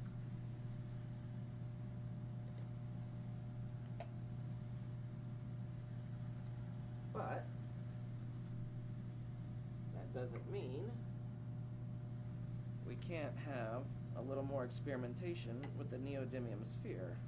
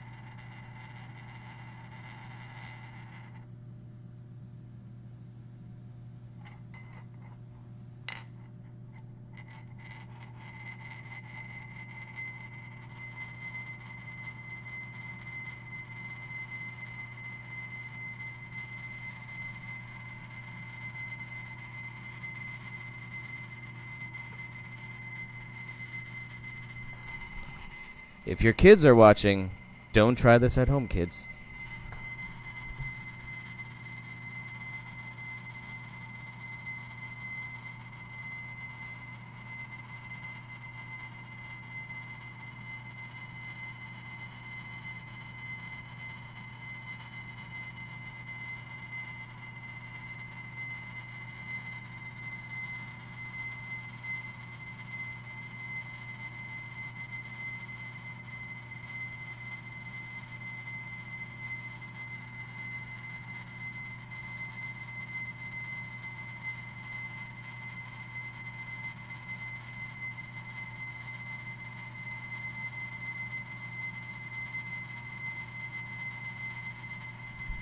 You see what's happening here? There's not enough current to power this reference circuit. But look at this. With the neodymium sphere spinning, additional current is being induced into the output, blinking the output lights while the input lights are not. That's fascinating. That's interesting. Maybe I should read the current right now. Yeah, maybe I should do that.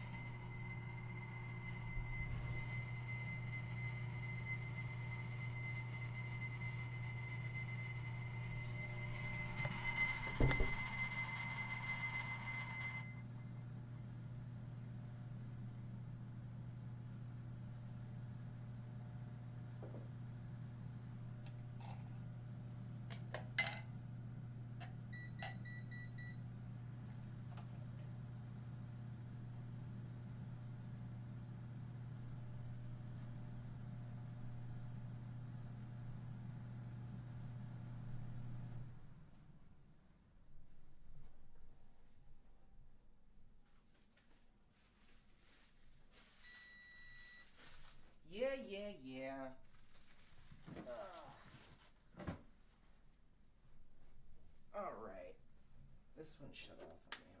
Okay. Let's read the current. I turned down the gain a little bit so it don't blow another fuse. I'm gonna have to replace the fuse on that one. Let's see.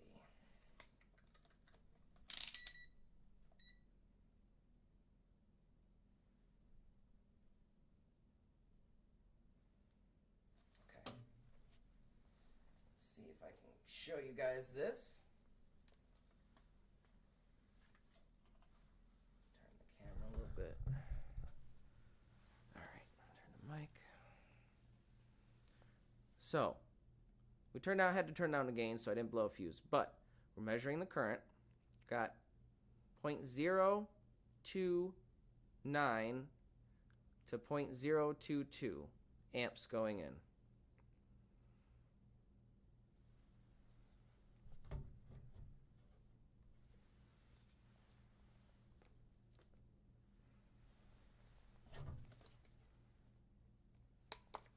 I'm going to plug it into the output and then put the sphere back in there and see what happens. Remember, we have to get it spinning though, so that's going to be the thing. Can we get it spinning at that low range to measure the current without blowing something? So that's the question now. All right, so we're not registering any current. Remember, we were at 0.022 amps on the input. This isn't registering at all. Let's introduce our neodymium sphere into the vortex. See if we can get it to spin.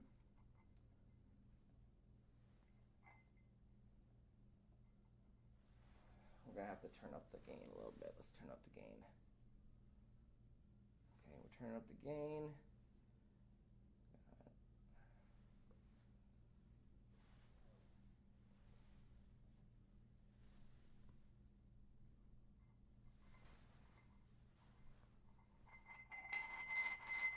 Okay, see, it's blinking now.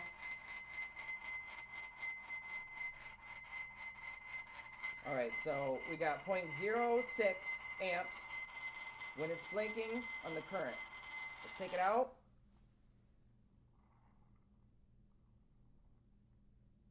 See, it dropped a little bit. It did drop a little bit.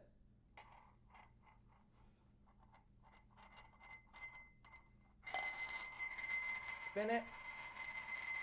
I gave it a little push. Yeah. See, it spiked. 0.062. Turn up the gain just slightly. Oh yeah, it spiked to 0.07. And then we take it out, probably do the same base. Oh wow, look, it didn't go down immediately. It's still blinking. What the Whoa! What?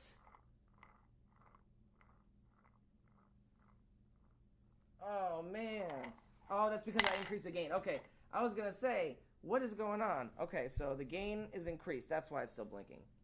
If we decrease the gain, it's going to be, okay, 0.01. Let's get it to 0.01. So that's how it looks at 0.01 current. We'll increase it a little bit.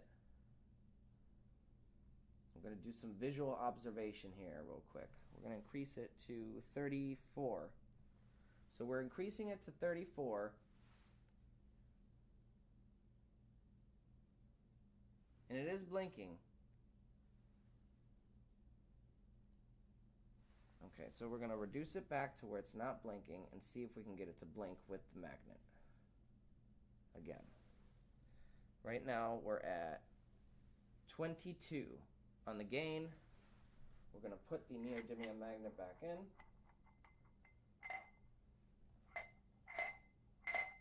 No action. No action at all. So maybe that might have been a false alarm. Let's see. Increase it a little bit.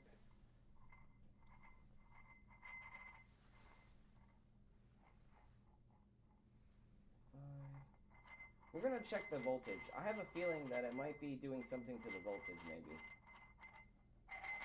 Okay, we give it a little push. It does seem to spike a little bit.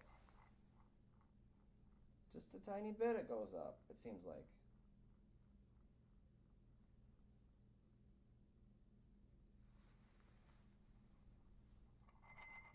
.54, 0.55, and now 0.6. Yeah, and it stopped and went down again. So it is doing a little bit to the current. It is boosting the current slightly.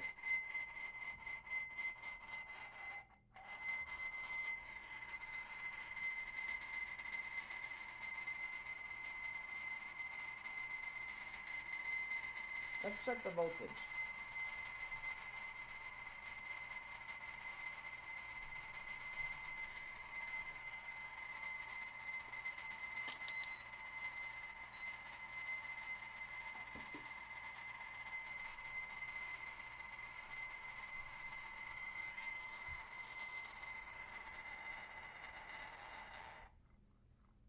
Yeah, so the voltage spiked too.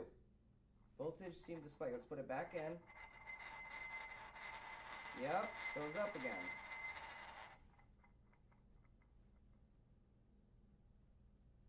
So our base would be 0.65 to 0.67. Let me put this back in there, spin it, and it spikes to 0.8. 0.89.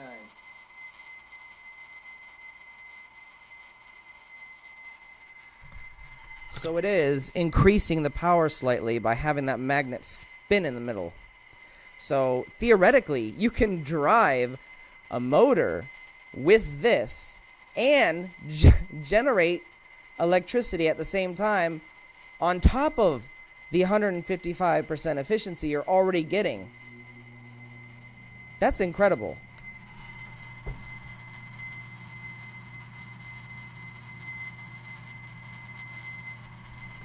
And with that, I'm going to take a short break, and when I come back, more testing of the coil. Stay tuned.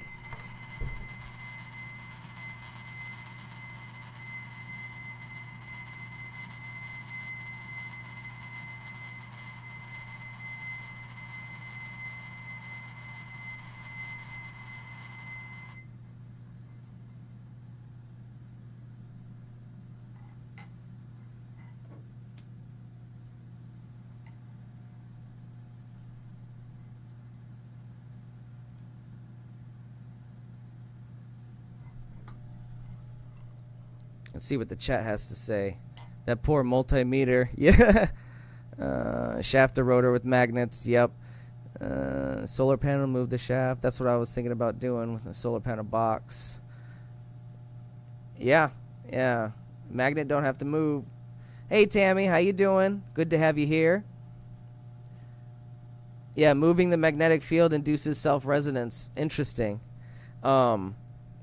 Yeah, because it's synchronizing with the toroidal field, right? In theory. Play that vid, Ben. Okay, yeah, I'll play the video. I'm going to take a quick bathroom break, and I'll play the video. And when I come back, we'll have a quick discussion and see if there's anything else that you guys want me to show you with the coil or anything you'd like to inspect or test out. So we'll take a quick breather and stay tuned for more.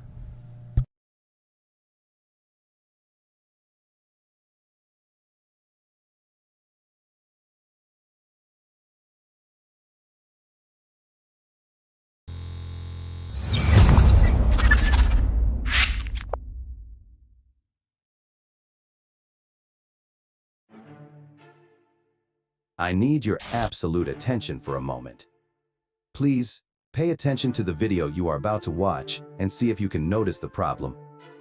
It's an interesting character for me. It's not necessarily somebody you'd think that I am right off the bat be playing. A lot of people say, you could play Truman. Sure. But it's like, it was a tough job for me.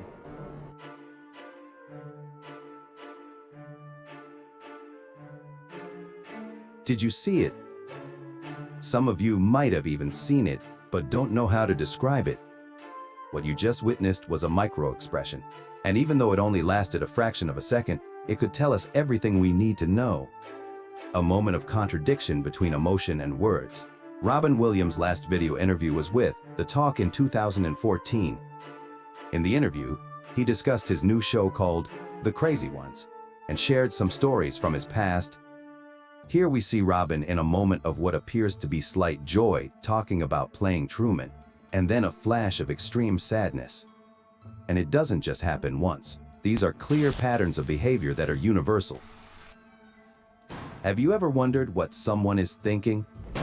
I'm not talking about those sideshow scammers you see grifting in the strip malls, preying on the desperate. I'm talking about a way to really know what someone's truly feeling. If we were looking at the world through the lens of Dr. Paul Ekman, maybe we could have spotted this contradiction. Eastern Highlands Province, Papua New Guinea. A mountainous region of the Papua New Guinea highlands, between the upper reaches of the Ambulum and Okapa rivers. Dr. Paul Ekman, a renowned psychologist who specialized in the study of nonverbal communication and facial expressions, is just finishing up his second year studying the facial expressions of the four people when he reaches a startling discovery. From 1967 to 1969, Dr. Ekman was interested in their facial expressions and whether they were universal or culturally specific. He found that the four people had the same repertoire of facial expressions as people in the Western world, which further supported his theory that facial expressions and emotions are innate and universal. This research with isolated tribes helped him to further refine his theories and develop his understanding of how facial expressions work, which has been invaluable to his work on micro-expressions. Dr. Ekman recorded their interactions and studied their facial expressions while teaching them how to read emotions from Western faces. His work with the four people helped him to develop a comprehensive theory of micro-expressions called the facial action coding system. Micro-expressions are subtle, fleeting facial expressions that occur within a fraction of a second and reveal a person's true emotions or feelings.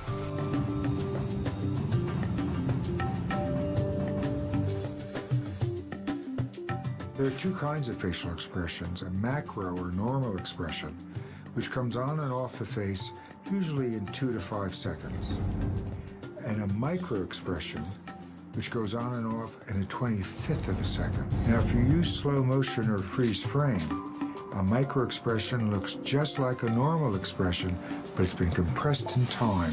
It's an attempt to conceal true feeling. These expressions can occur when a person tries to conceal their true emotion or feelings, and they can be a reliable indicator of lying or deception. Micro-expressions typically last for a fraction of a second and are often difficult to observe. However, with practice, it is possible to develop the skills to identify these subtle expressions and understand their meaning. Here is the really interesting thing about Paul Ekman. I'm scared to be around him. Yeah, I was very kind of paranoid when he was around. You just assume that he is going to just like peer right into your soul, and he's going to basically give you a printout of all of your bull. To spot a lie using micro-expressions, it is important to look for inconsistencies between the person's verbal and nonverbal behavior.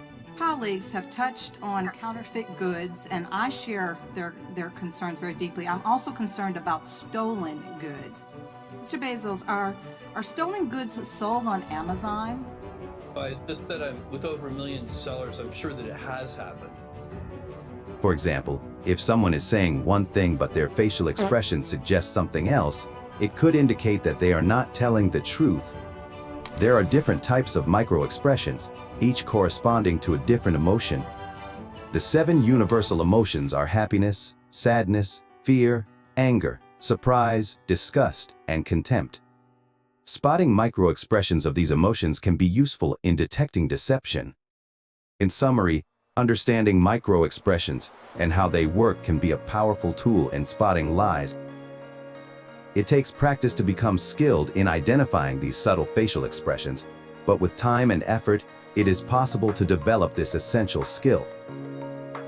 Dr. Paul Ekman's theory proposes that facial expressions are universal and innate, meaning that they are hardwired into the brain and can be observed across different cultures, languages, and ethnic groups. FACS has been widely used in various fields, such as psychology, sociology, and forensic science, to understand the emotions, intentions, and attitudes displayed through facial expressions. You have to realize, the average person lies 3 times per 10 minutes of conversation. The question is never simply if someone is lying, it's why. For more information on microexpressions and how to train yourself to become a human lie detector, visit Dr. Ekman's page linked in my YouTube description. For more content like this, like and subscribe to my YouTube and TikTok channels and stay tuned for more.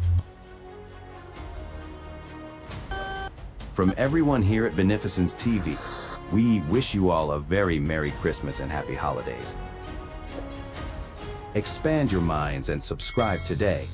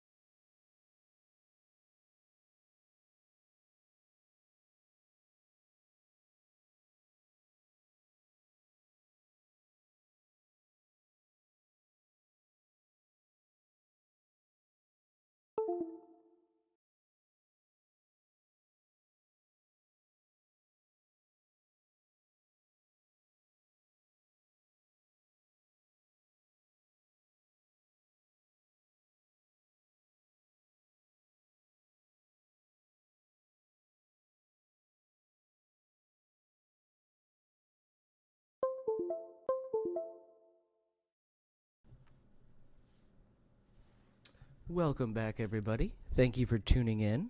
Thank you for joining us. Give me 1 second. I had to reboot my camera.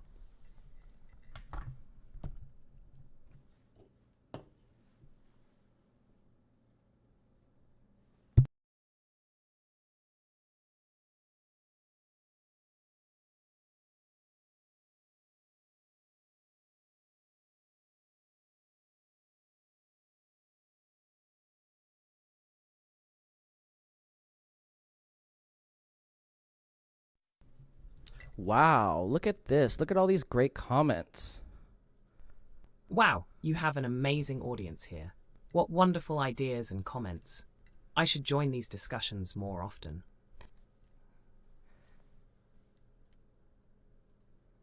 So we got a couple of videos suggested. We're going to take a look at that. We're going to have a quick discussion about what we just saw and our conclusions from our quick preliminary motor drive test, which quite honestly was a little disappointing, but not surprising given the weight of the magnet.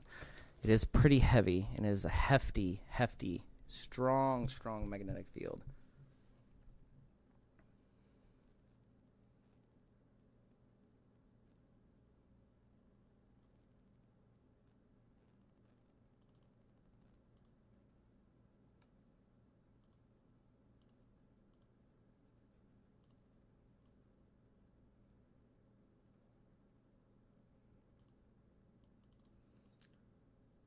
See if I can get that a little bit bigger for you.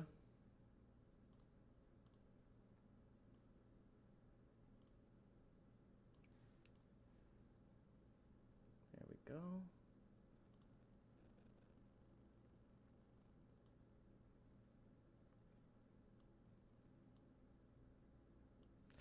Sorry, Lenny, we're going to have to cover your face for a minute and take a look at this self-oscillating Bedini monopole. And that's interesting that you sent that video because I did want to actually do the Nunez method as well tonight and try to see if we can detect that monopole again. It's got to be either that method or flipping the coil upside down that produced the monopole that I saw, which I have not yet been able to replicate, by the way. We have some awesome suggestions here. Yes, I will try to leave the magnet in spinning for a while too, and I'm assuming that's what going to build up the electrical charge and make the field stronger, and maybe continually build that additional current. That's just a theory of mine. I don't know exactly what's going to happen if you leave it spinning. Maybe Mike can elaborate on that a little bit. But we're going to take a look at this video that Mike and Nathan, I think Mike sent us, and let's see. Also take a look at the suggestions that Nathan sent us for the phase 2 testing, where we are going to include a Bedini schoolgirl circuit into the Rodin coil system for phase 2.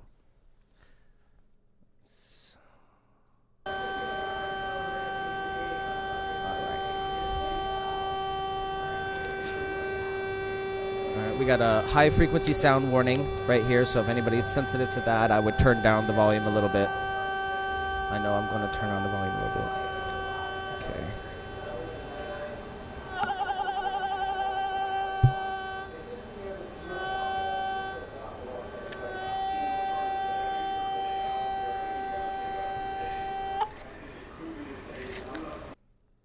So Gerald said, "Hey Ben, what is a monopole for the audience?" So a monopole is basically a system or a magnet that has one pole. What we're doing with our coil is creating a pseudo monopole, but a true monopole is a particle, and I believe that it could be a plasmoid. So what you have with a plasmoid is a self-imploding plasma structure that is self-sufficient. And it implodes in on itself in a way that creates a self-sufficient system.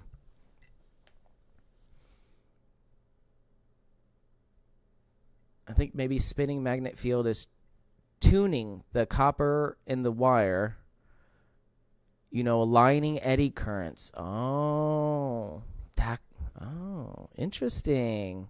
Thanks, Mike. Okay. Yeah, and that's I think we're gonna have to do that. That sounds interesting. Let's continue the video.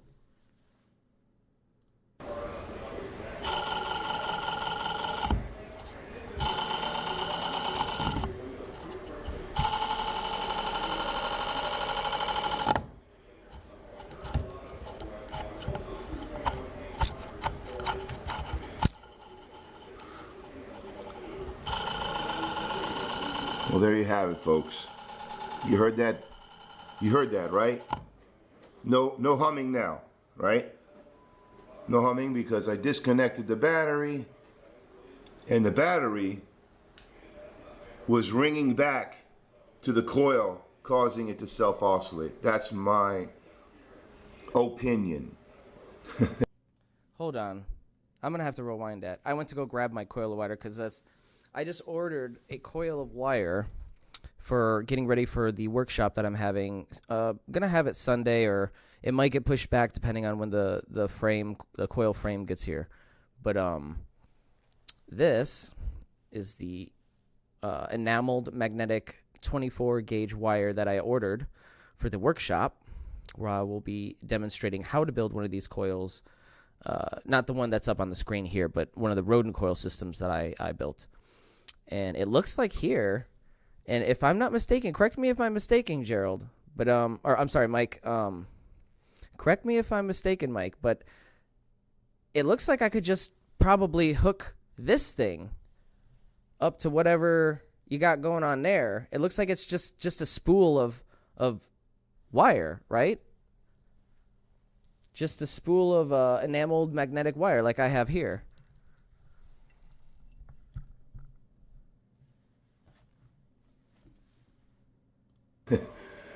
Now, right? I missed it. There you have it, folks. You heard that? You heard that, right? No humming now, right?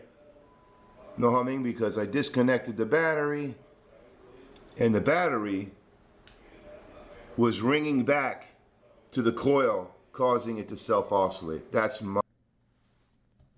Hold on. Look at that battery. Is that battery acid dripping out of there? Like, what's going on with the battery there, Mike? Is this a really old battery that you're attempting to rejuvenate? Because I know the Bedini circuits and the motors, don't they have a tendency to rejuvenate the batteries that are like dying or dead?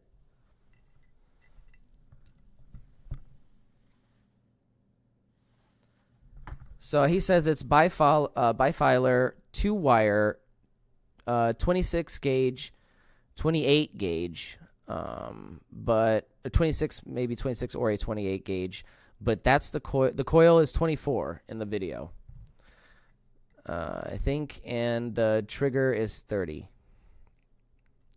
30 what? 30 hertz? Yeah, the PEG battery. Yeah, Gerald asks, is that the PEG battery, Mike?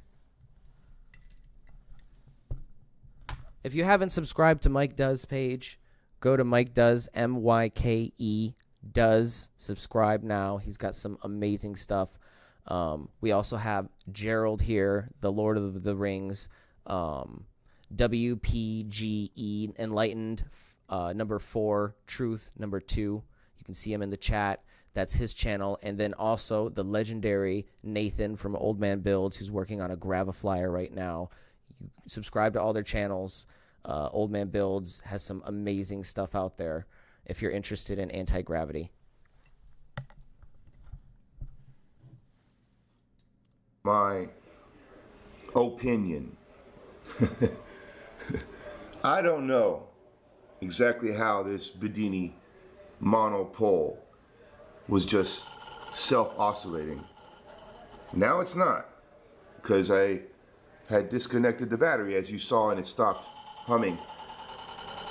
But you know, let this wheel spin for a while, and that battery will start ringing again, and you'll see this will hum, self-oscillate.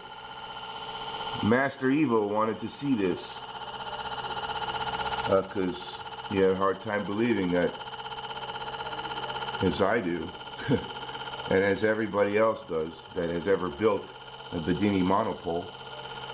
We have a hard time understanding how it could self-oscillate the coil. And so my viewpoint on this is the battery plates, you know, once they get conditioned by the oscillation, they start to ring back. And when they ring back through the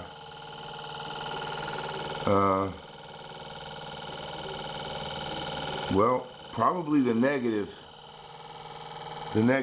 line rings back, because here you can see it's tied to the I believe it's tied to the trigger winding. So there, maybe the negative of the battery is ringing back through the trigger winding. I have to double check the schematic on the Bedini monopole for that, but that's what I think is going on. Over and out.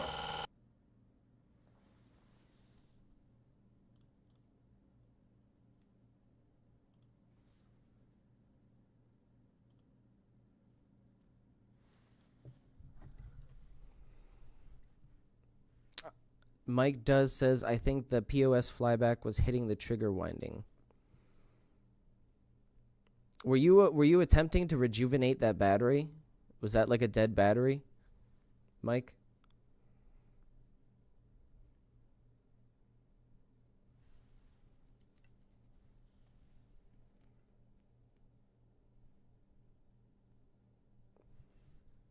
Yes, he said he was attempting to rejuvenate that.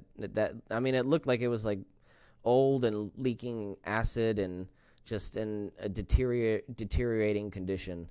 So that's pretty impressive. The Bedini circuits are known to do that, I guess, rejuvenate batteries.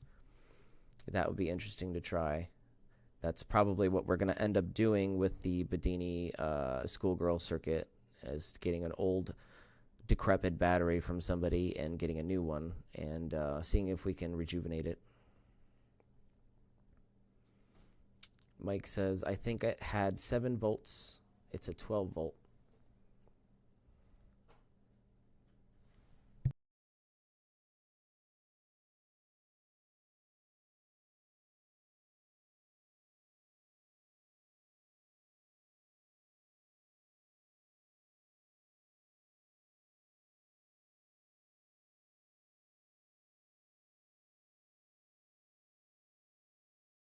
So I'm going to open the other links that Nathan posted.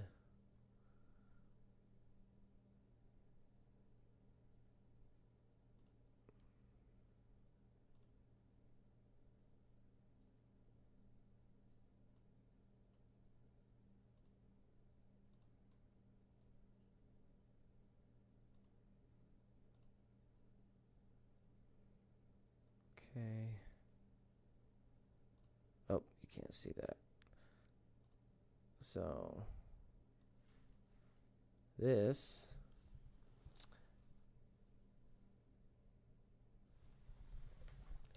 looks like a 400. It says a 400 watt dual high powered MOSFET trigger switch drive module, 0 to 20 kilohertz. PWM adjustment.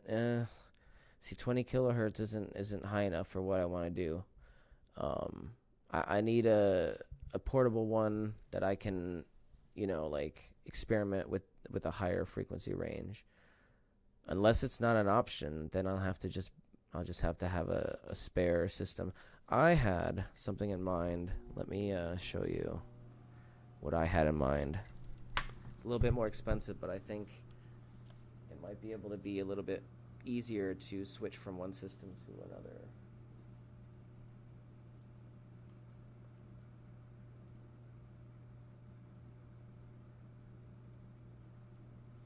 Let me pull it up here. Give me 1 second.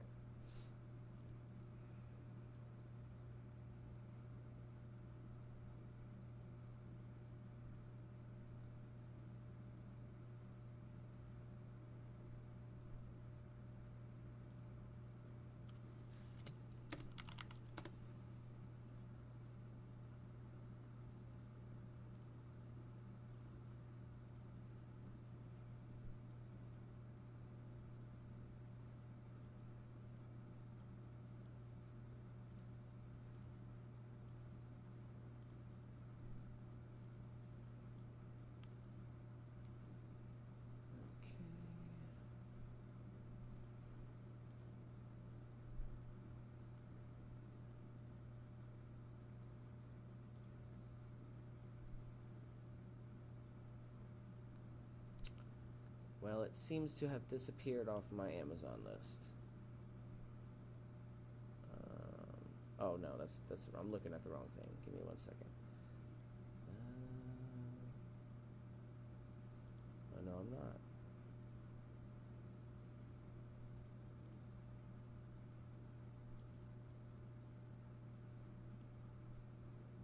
That's not it.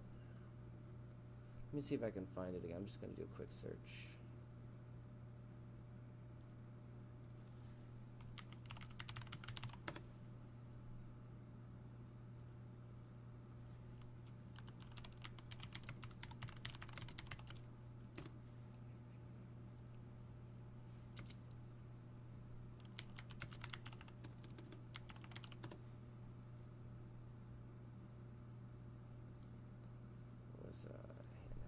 Oh, that's what it was. Here, give me... No?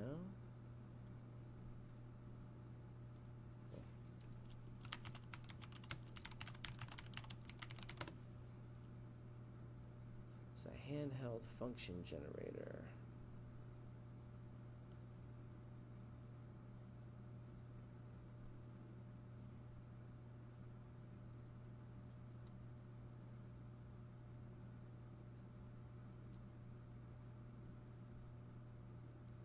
Yeah, something like this. Let me pull it up.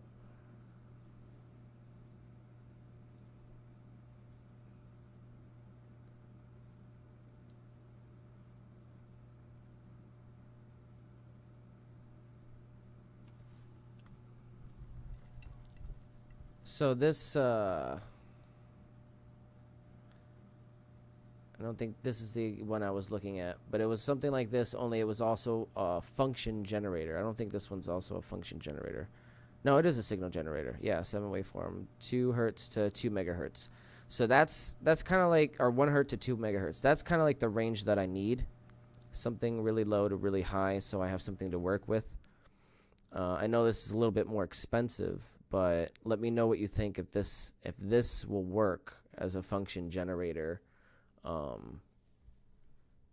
I know we'll probably have to implement a MOSFET into our circuit, but in terms of testing frequencies and sweeping frequencies and such with different systems, outside of the Bedini schoolgirl circuit. Say I want to hook it up quick to test a 9-volt battery, and I wanted to input a frequency real quick into that quick circuit. I think this might work for me as well.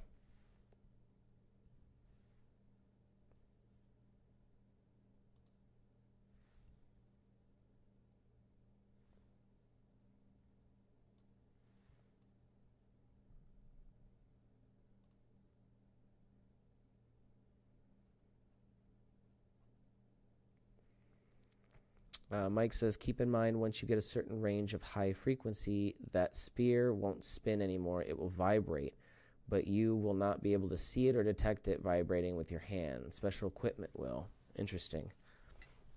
What kind of range are we talking about? Like ultrasonic range for frequency? Use a $10 function with the range you want and an NPN to send the negative and jump the positive. The function only provides a trigger signal. You need transistor. Oh, so yeah, the function only provides the trigger signal, and then the transistor carries that trigger. Okay.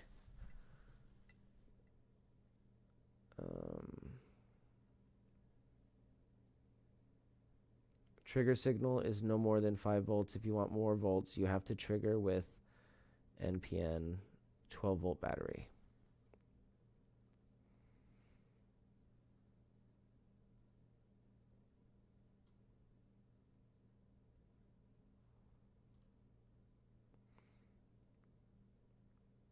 All right, this is the one of the Nunez circuits that you provided me.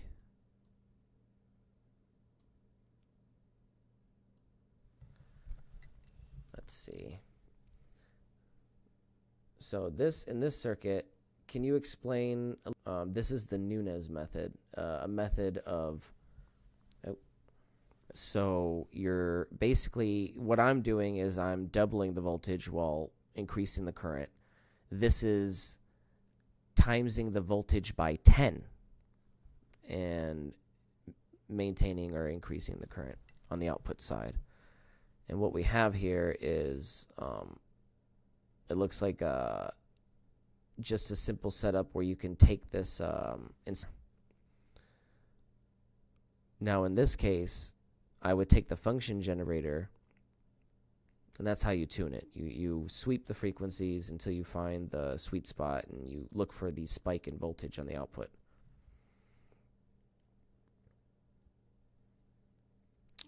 Transistor carries your high amp and high volt signal. Base of transistor takes low volt trigger signal. Emitter collects junction handle the energy. Yeah, so you have 3 pins on the transistor. We are going to try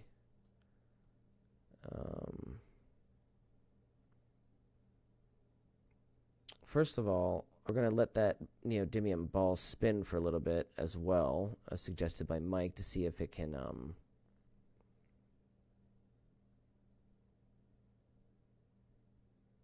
basically exact comment where he says exactly what's going to happen.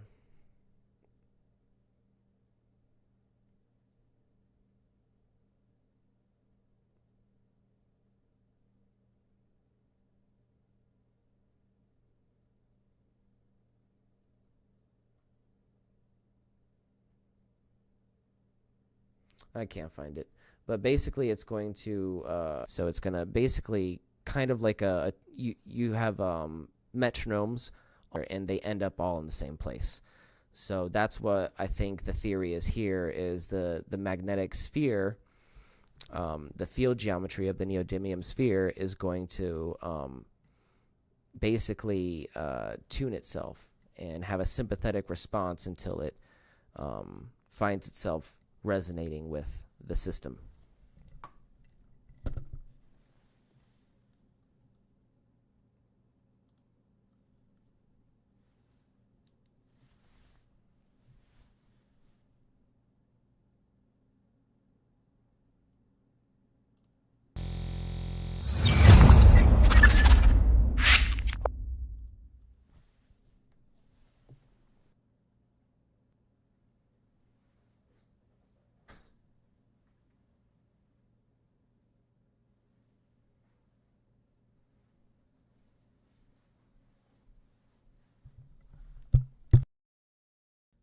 the tone to use shake